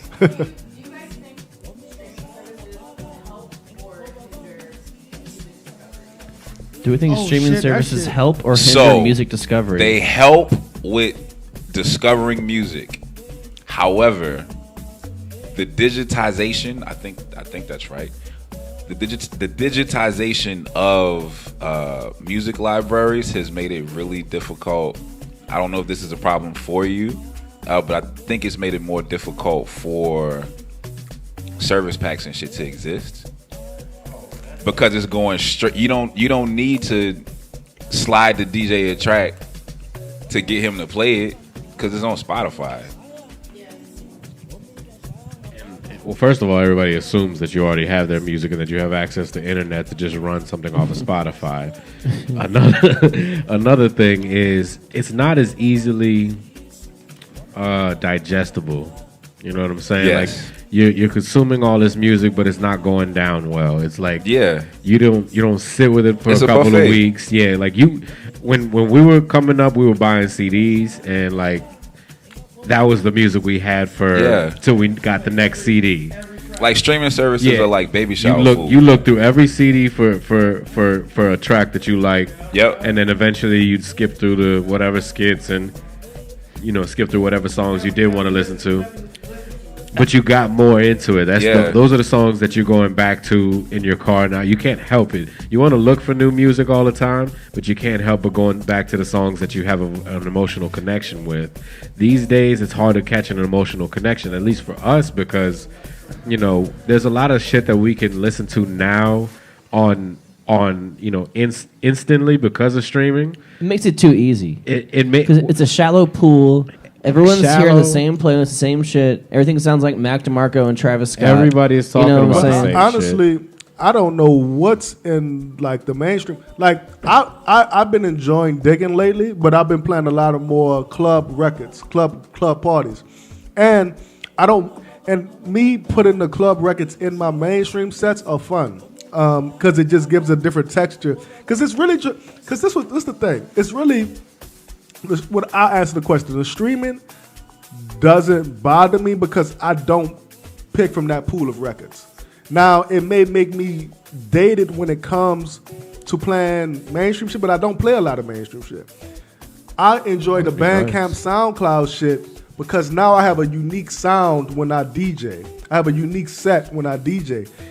And it separates the boys from the men. You know what I'm saying? When it comes down to how we get down, it's really, it comes down to your taste again. Your taste and what you're picking, your DJ picking. Because as far as the streaming shit, I think that's a moot point for me.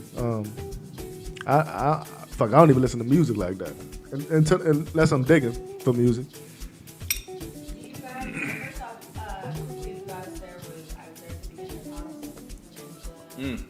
I was there at the beginning of House, the documentary. Quick Weave would know that. Actually, I was there at the beginning of House, documentary. It's on YouTube. These motherfuckers stupid. They don't know this documentary. I can see Quick Weave right here. Angrily typing. I don't know that shit. Like, come on, man. I learned that 7 years ago, bro. Like, what do you? I when I was 18. No, they do. They got some cats that really scratched down. I was gonna tell Rock that they got. It might be Todd Terry. I know it's one that really like pioneered the scratching with the shit because it come from hip hop, but a lot of cats don't. They don't use the technical skills with it. I try to DJ as much like a hip hop DJ in house music as I can, because I come from the hip hop side of shit. And to me, you are like the I guess you kind of represent like a hip hop. We the bad boys of house, yeah. We the bad boys. Element of it. So the bad boys of house. I know we touched on this like at the beginning of the show, but maybe in a little bit more of a nutshell, what do you guys think is missing? What's missing from the DJ scene in New Orleans? What's missing? Can I start on this one? Yeah, you go ahead. Take charge. That's what happened. You called me bitter. Oh yeah. I would say like curated, not just curated nights with substance like that. And that's why I got on like that's not good DJs.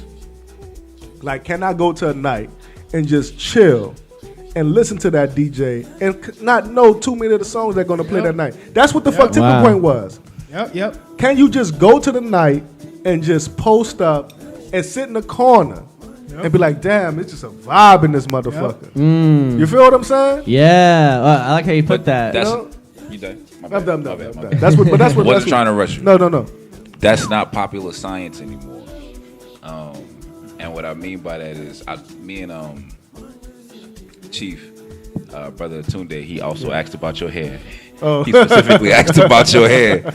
We was talking today, and we were talking about, just the shifting of music culture and whatnot. We got to this conversation about DJ culture, and I was telling him how it's disappointing to watch, and the people that are participating don't necessarily know what they're participating in. But there are people whose entire quote-unquote careers as DJs are built around satisfying a club owner. See? Versus Yeah. building a library of music based on your likes, your experiences. It's like being in a toxic relationship. It's a very toxic relationship. And so there's no room for that intentionality. There's no room for a different flavor even in that, because if we are trying to satisfy a club owner, they just want people in there. They gonna go to what if they Google good music, whatever the first 5 songs is, they all think the same thing. That's what I'm like. Let me say this though, but this is why I could see the ones that could do it. But it's up to them if they want to or not, because it's a lot to do at night. Like I wouldn't listen to Dime when she was at Tell Me this weekend. She's so cold. She's so good. She's so fucking God. good. And Flim the same, and they so new. Like, I mean, I don't know how. I remember when Flim kind of started, but when I listen to Flim, I'm like, oh, he's intentional with his music, and I could sit there and listen to him. I would go when I seen his name. I was like, damn, I'm gonna go sit to see what he playing. Because he cares about music. Dime didn't even play a house set this weekend. It was some just groovy R&B shit. It don't have to be popping for me to go listen to the. That's the point. Niggas think it got to be popping. That's not DJing. That's what I'm saying. That's the point I'm making. I wish, like, bro, I've been trying to start a night just on a Monday. I just haven't put in the intention of it yet because I do so much shit on a Monday where I just play the records that I want to play and just vibe out. I've done free shit. I did a free show at Bud's just to play records I wanted to play. And I know I could pop it off, but the thing is, once the bureaucracy of it all starts to fucking fall in, then what niggas coming to me? Big words. How we gonna make money? Oh, fuck all that. Can we just do a fucking a Monday night and just go and have a set where? Because right now, that's what I want to hear. Cess Funk, another one. Well, you could just go listen to him. You know what I'm saying? Cess Funk. But that was like back in the gap, like Kazoo, for instance. Like, you go listen to, I don't care what Kazoo was playing, you go sit there, have the time of your life. And not because he's partying, like he picking tracks. He playing the whole 7 minutes. Like, but Kazoo would go from some groovy disco situation to some minimal sound. See, that's what I'm saying. Before it was even popping, like somebody be playing a fucking gong, and then he go into some like that's cool, DJ. old school hip hop shit. Like, but if you paying attention to him, you could also not pay attention to him and enjoy it. And still enjoy it. When you don't know the DJ's even fucking DJing. Yeah. That's the DJ. That's when you enjoy the night. That's what this shit's like. That's what this shit for. And we might sound like some old niggas, bro. I hope not, because we 30 plus, bro. But classic. But the thing is, classic, not old. The thing is, it's like you're not gonna last, bro. You're not gonna last mentally in this shit because it's not gonna pop all the time. Like Rock went through a whole period where he had to. Where he just told you about going to fucking 4 restaurants and them not fucking with him. You know what I'm saying? Me and Chill had to go through a period of niggas telling us we doing white shit. You know what I'm saying? Like, it's crazy what you got to go through to play a sound. Like, when me and Chill started just doing, like, Setdeflo, I was playing, like, K-Tronada shit just to, like, get niggas into the sound of house. You know what I mean? Because the community the community will fight you on what you're doing. How you deal with that, though? Have you ever had to deal with, your audience fighting you? Yeah. You know? I mean, that's every time I play. Somebody mad. Yeah. I think that. I think you should listen to people, like acknowledge. Don't be a respectful. No, you should. But I don't think that that's something that. If you were being true to an intention, you don't have to it don't have to weigh that heavy on you. No. If I tell them get the fuck out my face. the last time I played at Po' Boys, I think it was with Kelly Green. Yeah. And at least 10 people that day asked this question. Some actually walked up and came in Po' Boys and asked this question, but a couple people DM'd me. And the question was, are you gonna be playing your music, quote unquote, or are you playing that other shit? And that bothered me for a bunch of reasons, because it's hey, bro, listen. Tell me how many times me and Chill got that shit. I've DJ'd in as many places and as many times as there are blades of grass in a particular block. Yeah. Right? There's no way in hell for you to have come to you could have came to all the Lanyards. Yeah. You have no idea what my musical library looks like. Yeah. You have no clue. You might think you do, but you have no clue. So you're being disrespectful first of all. Oh, it's mad disrespectful. It's mad disrespectful. But second of all, you also being short-sighted because you missed out on opportunity to enjoy fucking life. Yeah. I tell bitches stop being basic. Soon as they pull up on me, bro, you basic. Get the fuck from my DJ booth right now. Yo, it's so funny too, because I've seen people just immediately I've seen people we'll have the club rocking, right? You might not even notice this shit, right? They'll see me talking. I've seen people walk in the door and walk straight avoid people. And just walk straight to me and be like, yo, what are y'all doing?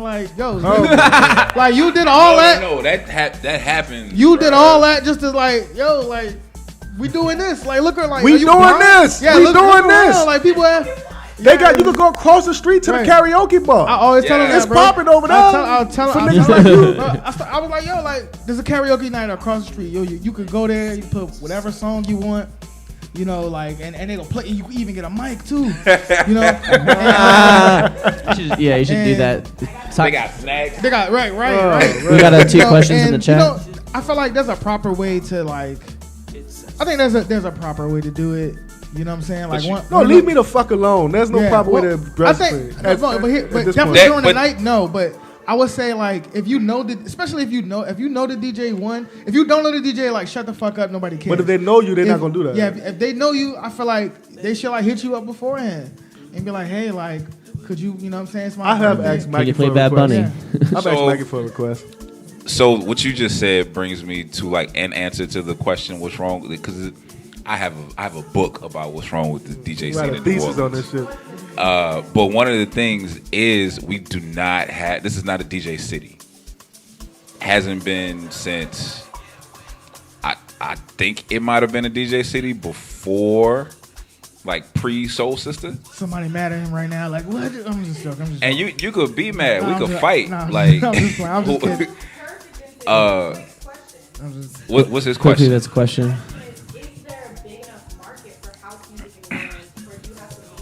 Oh, me and him talk about this all the time. Yeah. So I'm gonna answer this. You answered. And When it comes to house, even better. I hope I'm able to talk. I think I can.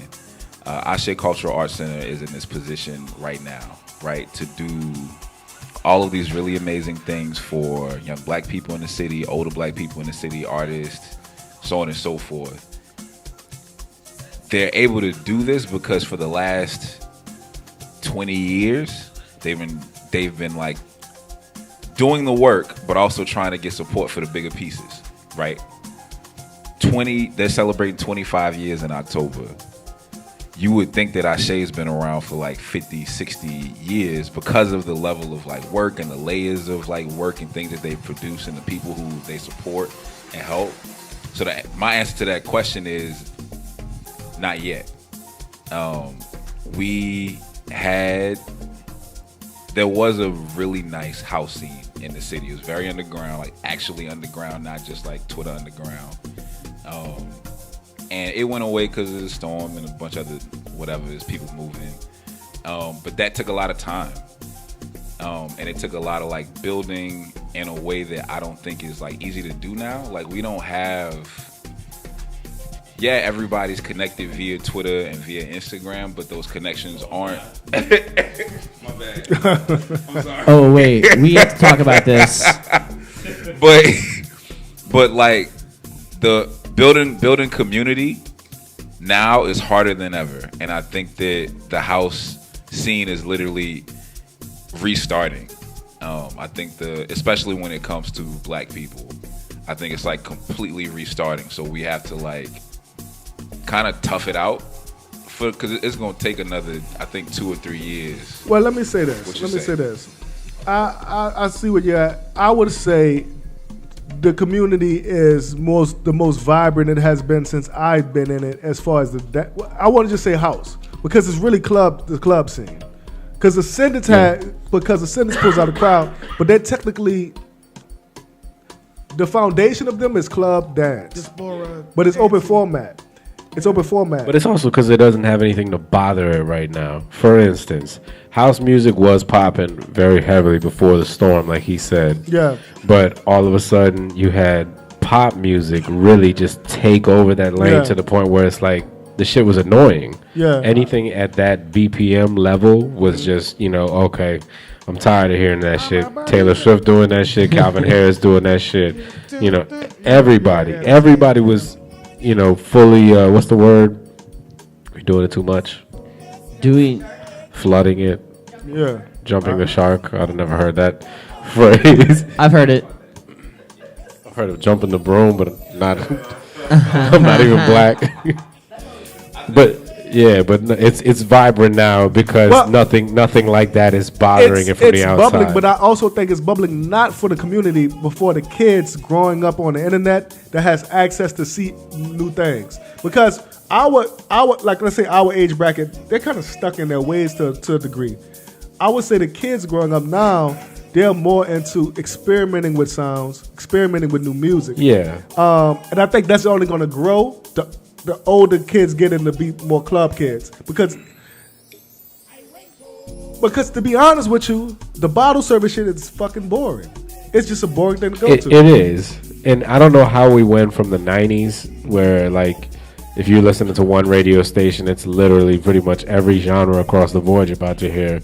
You're about to hear Smack My Bitch Up, that's some techno. Yeah. You know what I'm saying? You're about to hear Britney Spears one more time. You're about to hear Jay-Z. Whatever, just give it to me. You know what I'm saying? All on the same wave.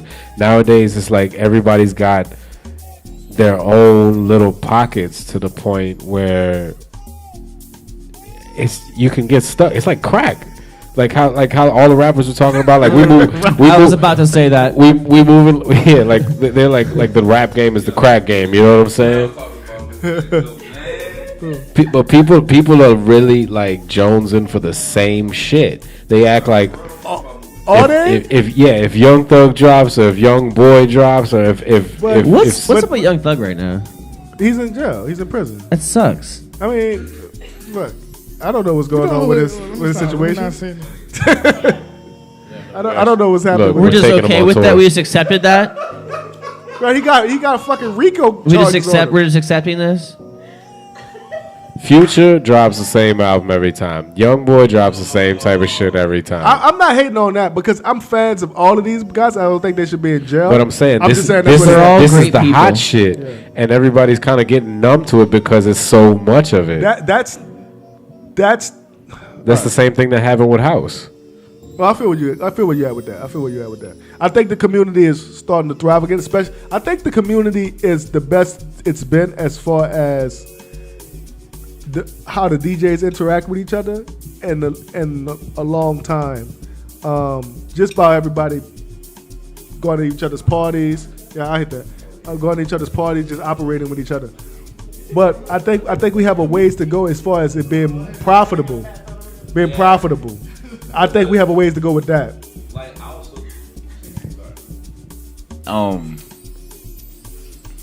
Because I'm still thinking about me and Quick talk about this sometimes, and I always be trying to think of a better answer to this question. Well, that's good. I know one thing that makes a big difference is the spaces where the music is played. Oh, for sure. If for instance our house scene was taking place in Eiffel's and House of Blues is. Oh shit! Bro, I told you, bro. I told you, we need to get it there. We need to. I don't want to go to those. Eiffel will never happen. But I'm saying that to say, ain't no high life at Eiffel. No. Ain't no PBR. No. But let's say this.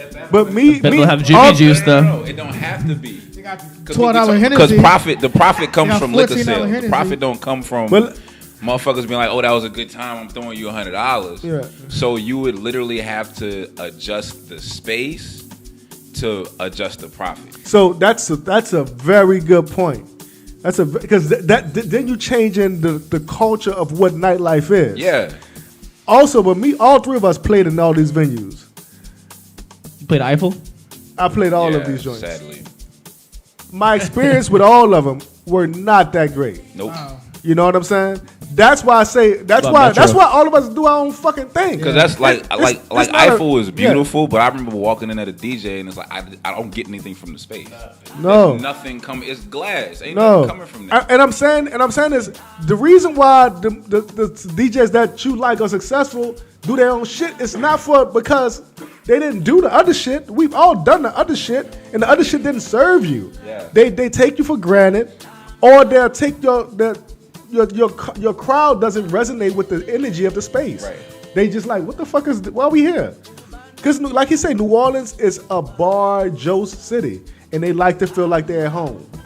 So the best place for it right now for the club community right now is probably the Rabbit Hole, the closest thing that you're gonna get. That has the best of both worlds. And that's why we try to do the Big best Baller of both Dance worlds. Club. Yeah. That's perfect you said that. That's the reason for Big Baller Dance Club is to elevate the nightlife of club dance music. Yeah. Because can you do both? Can we do both? Can we do this club shit and keep it but underground, and pop it Think off? about the difference between if any dope ass event that you have at Po' Boys. Yeah. Close your eyes and put it at Republic. Think about the difference in return. Because again, we talk about money. I don't like talking about money, but we talk about money. I see what you're saying. Think about the difference in the return. Well, tell me, what do you think? Do you think the return is better or worse? It would be way better because it's. Yeah, you're right. Because of the bar sales. Because this is the thing. Let me speculate numbers. You can't make the numbers at Po' Boys. No. Just because of the amount of the drinks, and that's what niggas don't know.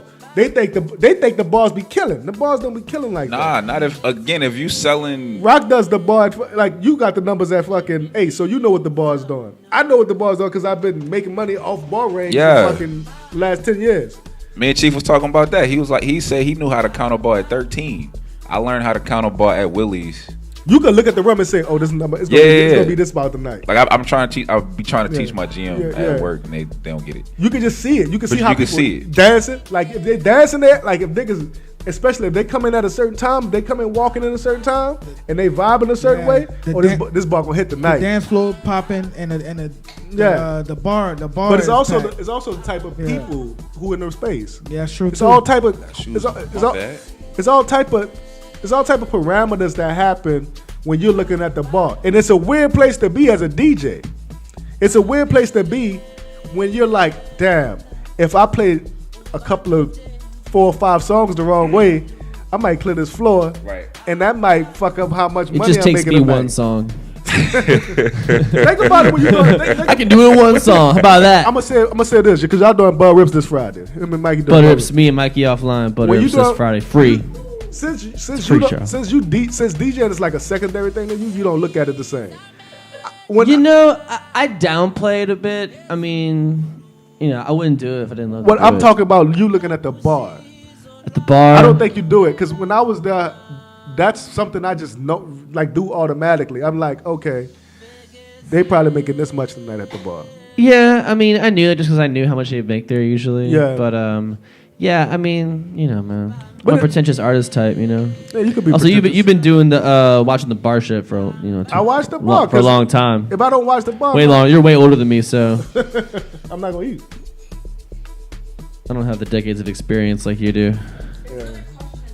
We got one more question in the chat. Again, Jacob from Season Assist. Jacob from Season Assist. It's a, Wow. Is there too much of a focus on the DJ now compared to 10 to 15 years Is ago? the are y'all self-obsessed? Wait. Mainly stemming from club night culture.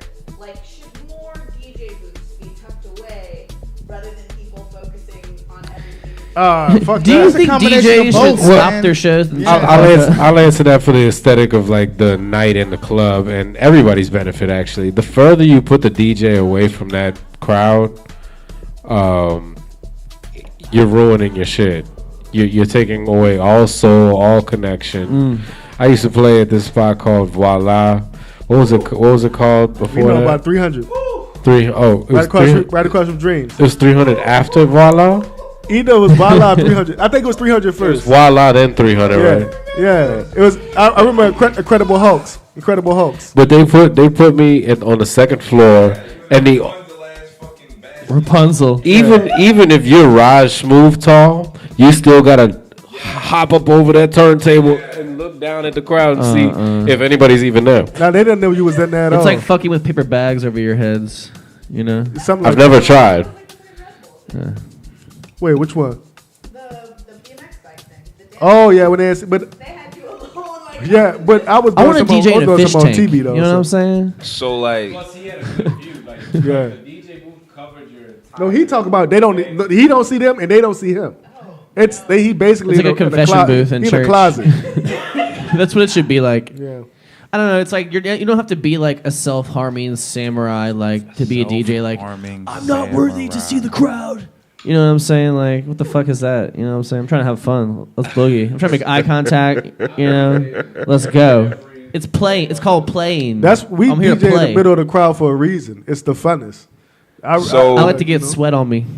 So I don't like stages. I don't like stages either. I hate stages. Takes you out Actually, of- I literally hate DJing on a stage. And the reason why is because real quick sidebar. These questions are great. we love sidebars. The thing about these questions is that there are so many answers for each one because there's so many different scenarios to apply them to. But I'm gonna try to be as straightforward with this answer as possible. I hate stages because I don't really DJ around white people that often. Again, no offense to the white people in the room. Black folks gonna look at you. They could be having the best time of their goddamn life. They gonna look over at your ass. You elevate a person that is performing, even by 6 inches off the floor. They really looking at your ass. You put a motherfucker 4 feet off the ground. Yeah. Oh, bitch. Yeah, they just posted at you. Look at his teeth. Wow, he tall. Nah, son, turn your ass around and dance. It's been a couple times I'd get on a mic at Lanyap and I'm like, yo, everybody in the first row, like, it'd be really nice if y'all just didn't look at me, right? Because, yeah. Just because if you so busy staring at me, there's something different that occurs in your mind and body when you're looking at something. When you're trying to pay visual attention to something, it adjusts your other senses in ways that like can throw you off. And the point of this shit is for your body and your ears and your heart to work together. Not necessarily, I mean, use your eyes to make sure you don't bump nobody. But like, I need you to be participating in the sound. Like, look at the bass. That means you gotta close your eyes. You can't see the shit. Like, It's a synergy. You gotta wear a mask. is the solution to that offering them something else to look at, like dance? no, the solution is education. Because again, we don't have a DJ scene, so people don't understand. People in this city don't realize there are rules to a space. I went to output forever ago. Q-Tip was playing Natasha Diggs open for him. And this was like my first or second time in New York. It's winter. Walk in the club, amazing. There's a coat check, which I thought was weird. As I'm a country motherfucker. I'm not giving nobody my coat. I'm checking my pockets. I'm like, maybe let me take all my stuff out, But then people like coat checking, and at home, you walk in, you go to the bar. Maybe one of y'all like break off and go find somewhere to like chill. You put your coat over there. In New York, it was coat, floor. Period. Every time I go in a club in New York, it's door, floor. I go to, what was that? Is it Music Box? That might be the name of it. Tony Touch was doing his house music party in the Meatpacking District. You walk in, floor. Like people are coming to dance, right? We don't necessarily have that culture here. Like most of the time, especially again with black folks, you go out, you looking for a place to commune, right? Because you live on the West Bank, you live in Metairie, you live in the 9, so y'all met in the 7, wherever, y'all met at Po' Boys, right? But y'all looking for a place to commune, you're looking for a space to take up. So it's a different experience than I came to dance, which I get, it sucks. Because if you go to Setdeflo and you walk in trying to find a space to huddle up, no, bitch, like, go over there. Like, leave your shit over there. Like, go dance. Like, go move your feet. Go sweat a little bit. At least go speak to Jodeci. Like, but this is the thing, Rock. That's why we come from both. See, we in both. It's like a kid before the internet and after the internet. Yes. You know what I'm saying? That's a good way to It's put like you was the precursor to the dance shit. Because Soul Sister technically is old niggas. I'm not saying that's who went. Like old white people fuck with Soul Sister heavy. I heard her bar regs are fucking incredible. That's what niggas used to tell me. Yeah. Another reason I started DJing. But I would say this. Rock and Soul Sister. You being the same age as everyone, you was the precursor to be who you are on the floor. Right. And not necessarily you were playing strictly dance, but you made people feel comfortable to be on the floor, and that gave the ability for other people to come behind and then try to play what made them feel good, and if it was dance or was it whatever it is now. We're in a place right now where they have pockets where people, like, I'm telling you, I was in a party under the damn, where we was at? Under the tunnel. Shouts out. It's only like, they had Bill Gates there, like old white, crazy white man. It's so much of a range of people, but they coming for the dance, but it's not a fucking club. We literally in a tunnel where two niggas put a generator there. They got mosquitoes everywhere. I mean, it's not, they don't have fucking bottle service. No. Not at all. So that's where you gotta go. Go check. You gotta go to the underground to see this shit. And technically, like, we kind of get into of our own world. Me and Chill still underground. I mean, we kind of on the surface level of the underground, but we're still underground when it comes to like, but like if you go to fucking Murrow's, not Murrow's Treehouse, go ask a nigga what Setdeflo is. Them niggas not gonna know what's popping. You know what I'm saying? It's probably one or two. You know what I'm saying? 1 or 2 or 3 people who's in the conjunction of, you know, dealing in both worlds. But my goal is to get this to people who may want to see something that they haven't had experience before. Bro, that's why, like, you know what I'm saying? Like Django. When we did that free water party, bro. Yeah. Like, I feel like that was like. Well, they look at us crazy though. Yeah, but. Doesn't that charge you up though? It does. I like it. No, but it was like half dead, but half was like, what the fuck is this? That's the best shit. It was like, that's why you do it. Fuck is like. So like, people did was like, okay, but they were only in the back. Like everybody who was like, like there, you know what I'm saying? It was like, you know, I mean, and we got like 100. You know what I'm saying? Like, as a DJ, that was major, bro. We could do as a DJ. You really could do. I'm able to do all type of sets. I just enjoy club music the best because it makes me feel alive. It makes me feel like the night is alive and anything could go. Anything could go. Now I don't mind playing certain sets, but the type of vibe I'm in. But I enjoy the clubs. I enjoy club music. I enjoy dance music.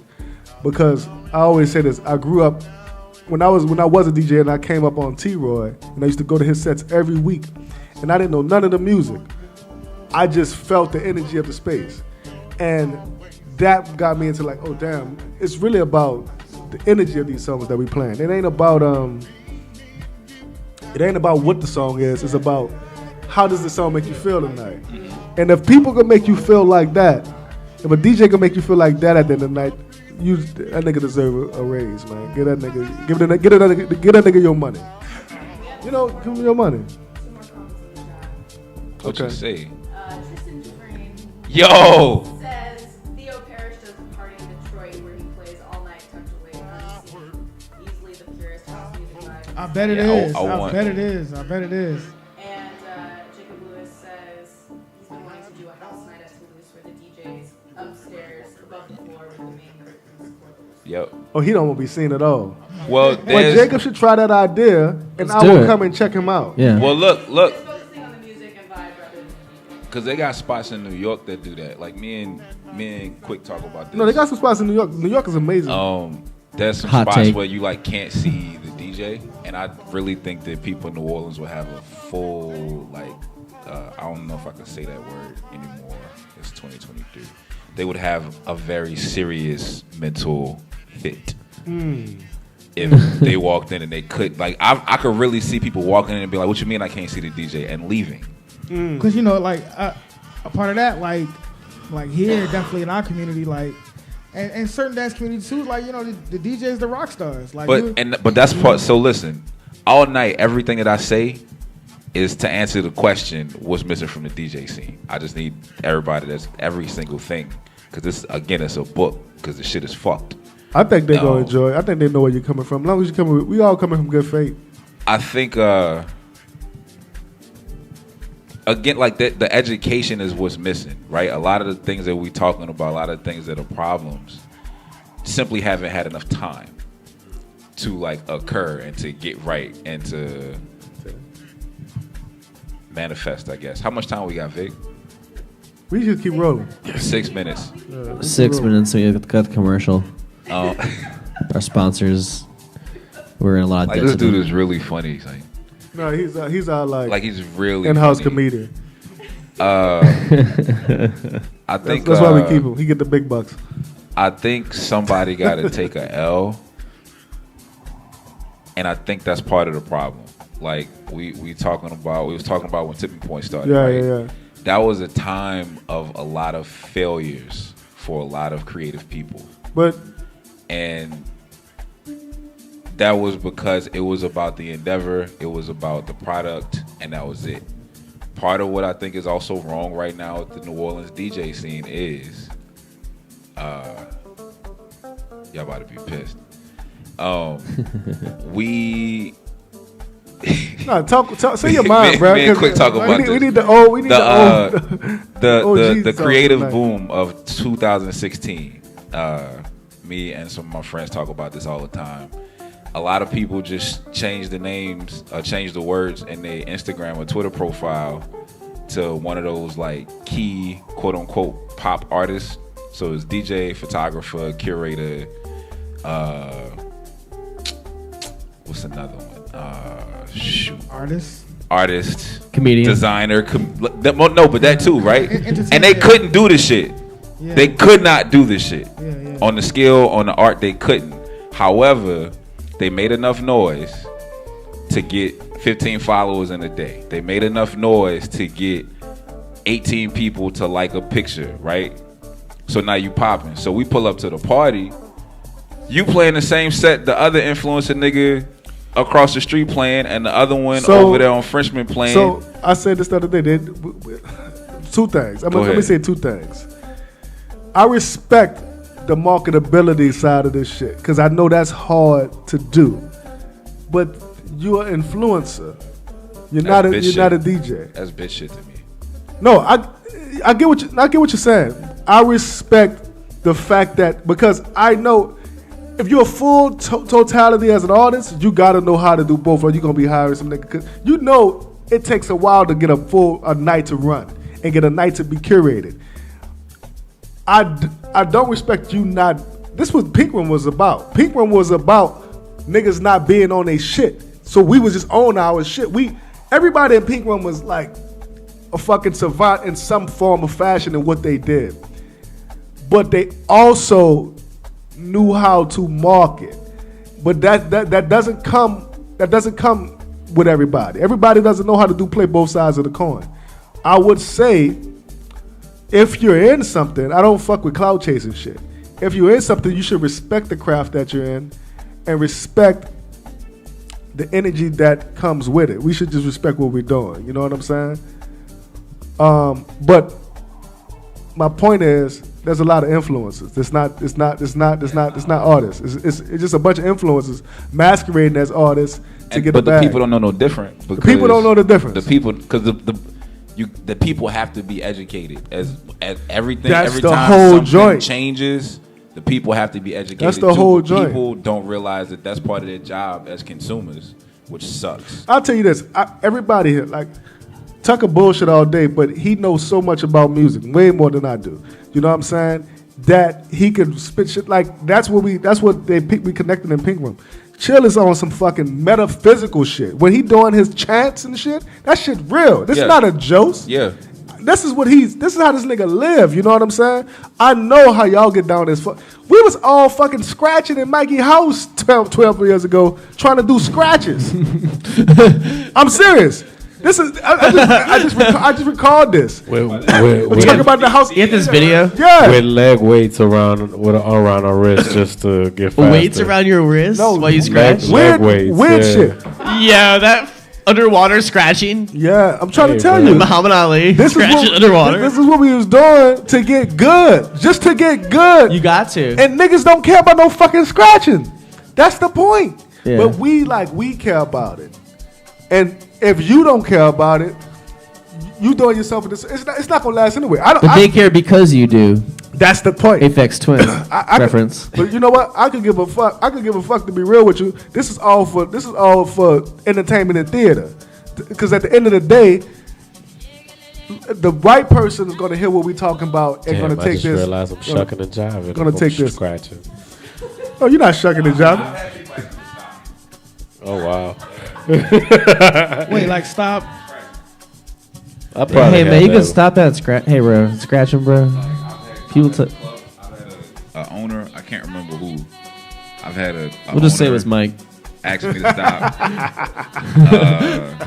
I've absolutely had like people that didn't know me ask me to stop, which is always funny. Oh man. It's cute that you're stupid and you got an opinion because those two things don't go together. Yeah, man. Yeah. Oh shit. Yeah. Oh, this Twitter hot take. we gonna chop a lot of this up. We got to. Okay. Another Oh question. shit, they don't stop. Oh, quick we turn.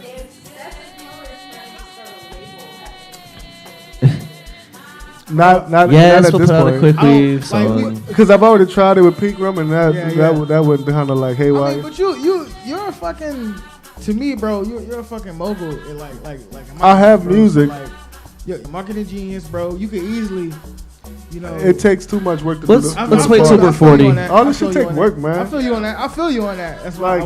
That's like another fucking Yeah. monkey on my back, and the monkey on my back now heavy.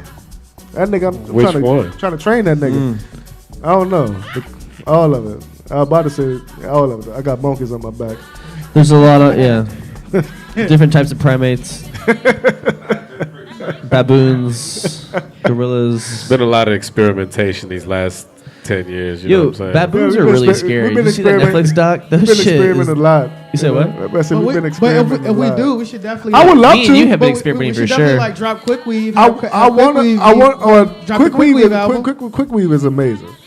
or at least be like if not I want record to. I label, want to drop that do- track. Me and you got if we we drop could do anything. we could do management.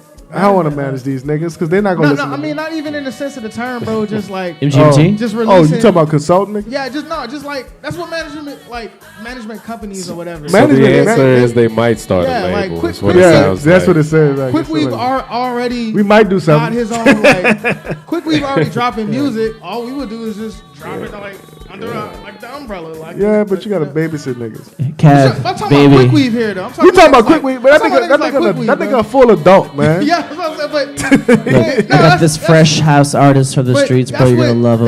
That's what it would have to be, though. I gotta introduce you to this cat. It would have to be like, all right, like quick weave dropping this shit, us fucking promoting it. That's making sure, like, that's ironic doing it, that you know what said I'm that saying? shit too. What? Tuck had a question earlier about DJ dads, and I forgot that he's a dad too. DJ dads.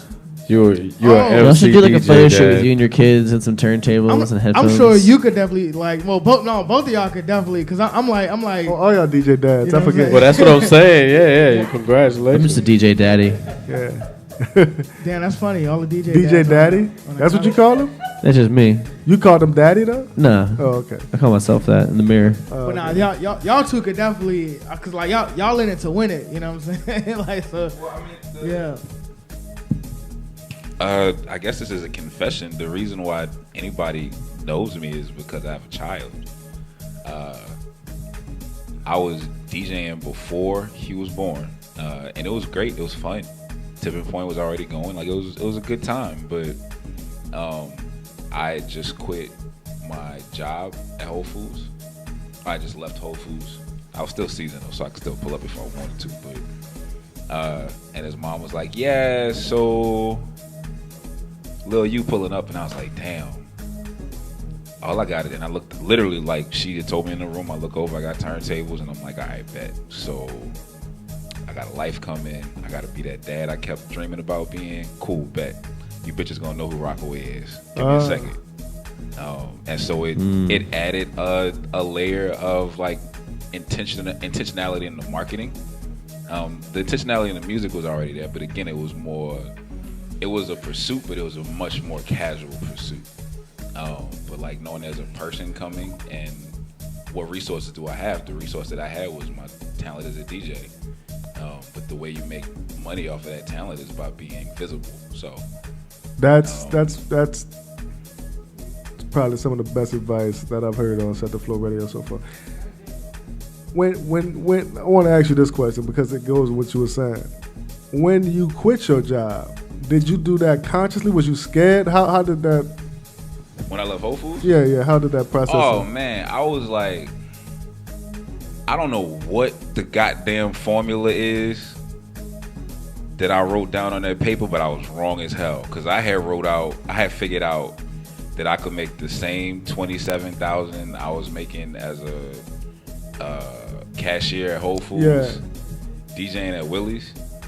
And then, Universe called me a big old stupid dumb bitch. After that shit, the mat didn't mat. Nah, the mat didn't mat at all. But that was also like, it was like, okay, cool. How do I make this work? And I was like, I got to take more gigs.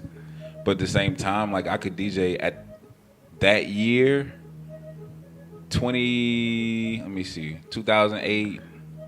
I could DJ 4 times in a week and make about $150. Wait, what? Yes. Pause. 2009, you're looking at about Pre-recession, people. for like a gig at like a spot, not like a No, you talking about event. $150 a gig? No, total. Oh, So by like 2010, I was up to like 400-500 in a week, and that kind of stayed that way. Yeah. Until the boy happened. Yeah. And then it was like, nah, we got to figure something out. Yeah.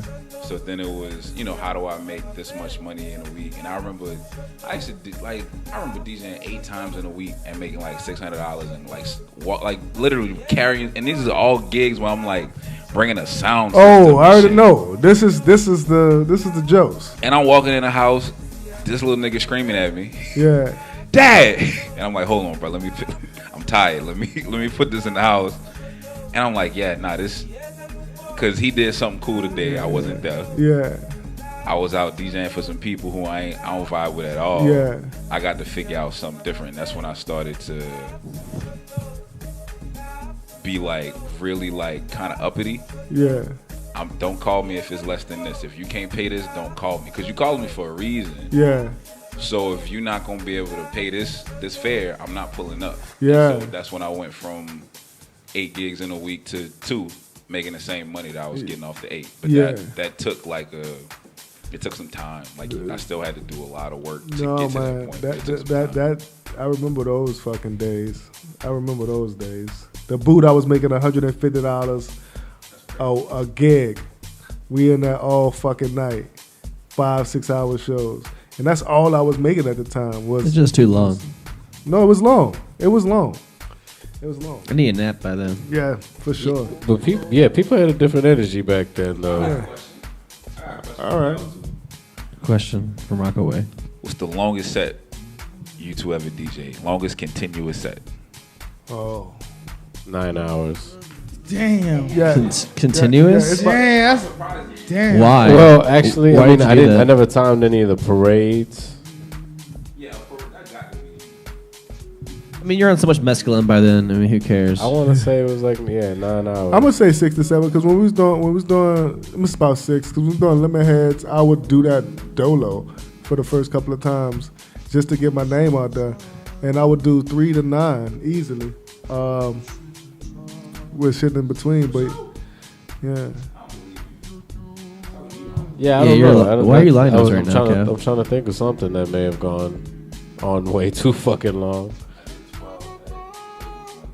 oh, you did Holy 12 hours. Was this a Mardi Gras? Did you play any Prince? So I did play Prince.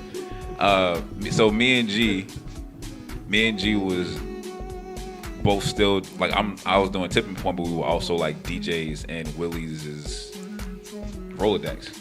And so G would do. There would always be somebody that played before me on Fridays, but G sometimes would be the person that played before me. And he was out of town. Something G couldn't come, and we was like, man, who we gonna get the DJ, whatever. And I was like, again, we were different people back then. I was like, fuck it, I do it. Yeah, we were different. No And one's so good enough. I DJ from 4 to like 4:30.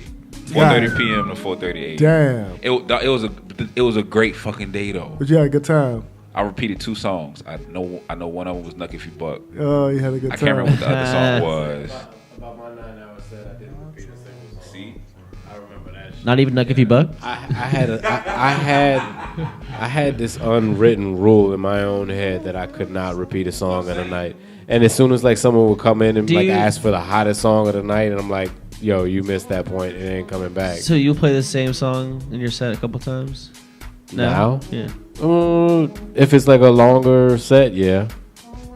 Yeah. Depends on the song. I gotta drop And- fireworks again. But I don't drop it for those reasons. I'll run some shit back. If I play some shit, nobody there, like fuck that. Who heard it? I mean, if yeah. if a tree fall in the forest, Especially if You know a what I'm song that saying? you feel good think about. Pink did group parties- it get played? You don't know. There were That's pink group exactly parties. right. You I'm hear playing that Father shit Stretch again. My Hand Oh, like 6 times We repeated shit at Pink Room. in a night when that first came out. We were just trying to be able. I think I played Niggas in Paris like 4 times back. That's yeah, culture. You had to. That's culture. Yeah, that's You did it for the culture. In the Black Ranger suit. Ah. This was when they added the bench. He had a baguette and a beret. Oak wood, and people would stand on the bench. I bought that bench. Man. How do you feel about when someone jumps up on a speaker or a table? Speak, I won't punch you. Your speaker? No. Tucker does that. Your speaker? Religiously. I'm gonna jump on your speaker. All right, cool. So when you DJing again? Oh, wait, that was a perfect segue into the plug. Saturday night at the Domino next to where Red's Chinese used to be. Yeah, you keep mentioning Red, so I think I give us some money. I mean, it's a location people will They have gotta give reference us some to. money. They out of business. He misread. He just misread. It's next to a former restaurant that may have been, Reds. yeah, Red's. What's so? Before we get out of here, what y'all got going on? You got anything coming up, Rob? Before I played Setdeflo Yeah. at the Domino, not next to what used to be Red's Chinese. I'm sorry, it is. I won't confuse nobody. It is. I'll be playing at Tell Me Bar. I'm really excited about that set too. From 7 to 11, so I'll be doing both sides of my Pre-game at Tell Me Bar. my coin. Yeah, it's gonna be chill as fuck. I'm really hyped. And that's that's said not public. I don't think I can talk about that yet. Then we got some private shit. And then Essence Weekend, Lanyap at Tipitina's July 1st, Saturday, July 1st. Pull up, trying to sell out. Do you have any news you can premiere? Can I talk about Sunday? Yeah. And then Sunday I'll be playing Feenin'. I'm really because I listen. The time y'all let me play before, I know y'all liked the set, but I ain't come right. So this next one gonna be. Oh, that's gonna be fun now. I understand how you feel. Really quickly, I know I hope I'm not your only cheerleader, but I just want to say that I meant to put this in the post this morning, and when I couldn't tag you, it threw me off. But any time where I get to be in a room with turntables and this man, it's like a clinic. When we played Rabbit Hole, you played a song, and I was like, fuck, I ain't gonna do good tonight. It was like one song, dog. Like you like. Sometimes you gotta pure. Come after baby Jesus. It was You the good Despacito. coat. You the good kind of coat. You come after baby Jesus. I've never done this type of drug before in my life, and I'm standing on that. He hasn't. I really haven't. Man. Tried it. I offered it to him. Yeah. Everybody has offered it to me. Chill, you got anything coming up, Chill? Thrown off. Any news you want to premiere? I'm trying to make this announcement, but I can't make it. I hope it come through. It's like last second. I got on some shit. So well, we know where we at this weekend. But yeah, we got the Domino. The new spot. Yeah, new spot. We happy. We excited about this. We banging on the furnace, like I said. Yeah, we excited. Tucker. Bud Rips Friday night free trial Mikey offline. You gonna be standing on the speaker somewhere. I want to stand on the speaker like Diplo. Yeah. Also this coming Wednesday, not tomorrow, but a week from now at Siberia, Twin Sugar, Sly Watts, Smooth Cat and the Ninth Life. It's gonna be like punk rock, jazz, hip hop, explosion, energy. So like the 90s. Yeah. Gonna show some ass. With some ass. Okay. We're bringing the 90s back. I like it. Bring it back, Tuck. I'm more plaid. Or do what you want with it, honestly. Bring it back. Okay, I won't bring the 90s back then. Vic, you got anything coming up? I just got. Okay, the Domino. Vic did win Daytime the Emmys. Webby Award. What she said? Daytime Emmys? Daytime Emmy Award. Emmy Award. Oh, is that the Domino? What do I have coming up? I know I'm doing some of the Ace that you booked me for. Both of you. No, the Domino. Do I have anything else coming up? And we have Phoenix now. We have Phoenix. Stay tuned. When's Yeah, next but that's Phoenix? it. I don't know when is the next Phoenix. July? Yeah. Oh shit, this is a wild. Damn, That's this this is weekend. Yeah. Yo, someone tell Instagram to free me. You know what I'm saying? Mikey's in jail, man. I reported you talking to 300 times somebody. last We're night. trying. That's what happened. I got too mad at your shirtless That's selfie and reported you. Tucker been just Joseph all day. There was a shout out quickly for the Pink Room family meal at Red's. Oh yeah. Oh, I remember that. I remember that. We used to Joe's Reds and Hanks.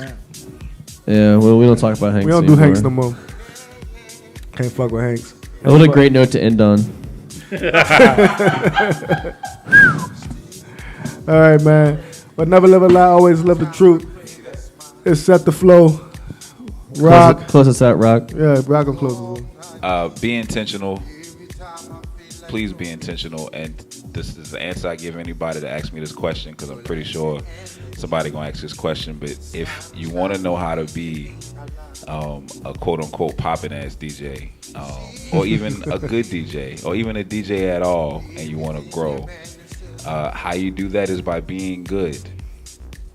That is the answer. There's nothing else. You all know how to get good at things. You practice, you take time, you do this alone. You don't do this in front of people. You don't learn in front of people all the time. That's rude as fuck. That's so fucking rude, I dude. hard agree. I thought you were about to say be a good boy. Hard agree. So, be intentional. Yes. If you want to be good at what you do, take time, learn the skill, respect the art, and be intentional. That's it. There we go. Let's Set go. the flow. See y'all Saturday. It's gonna Respect. be popping. It's gonna be real popping. Midgets and bitches. Midgets and bitches?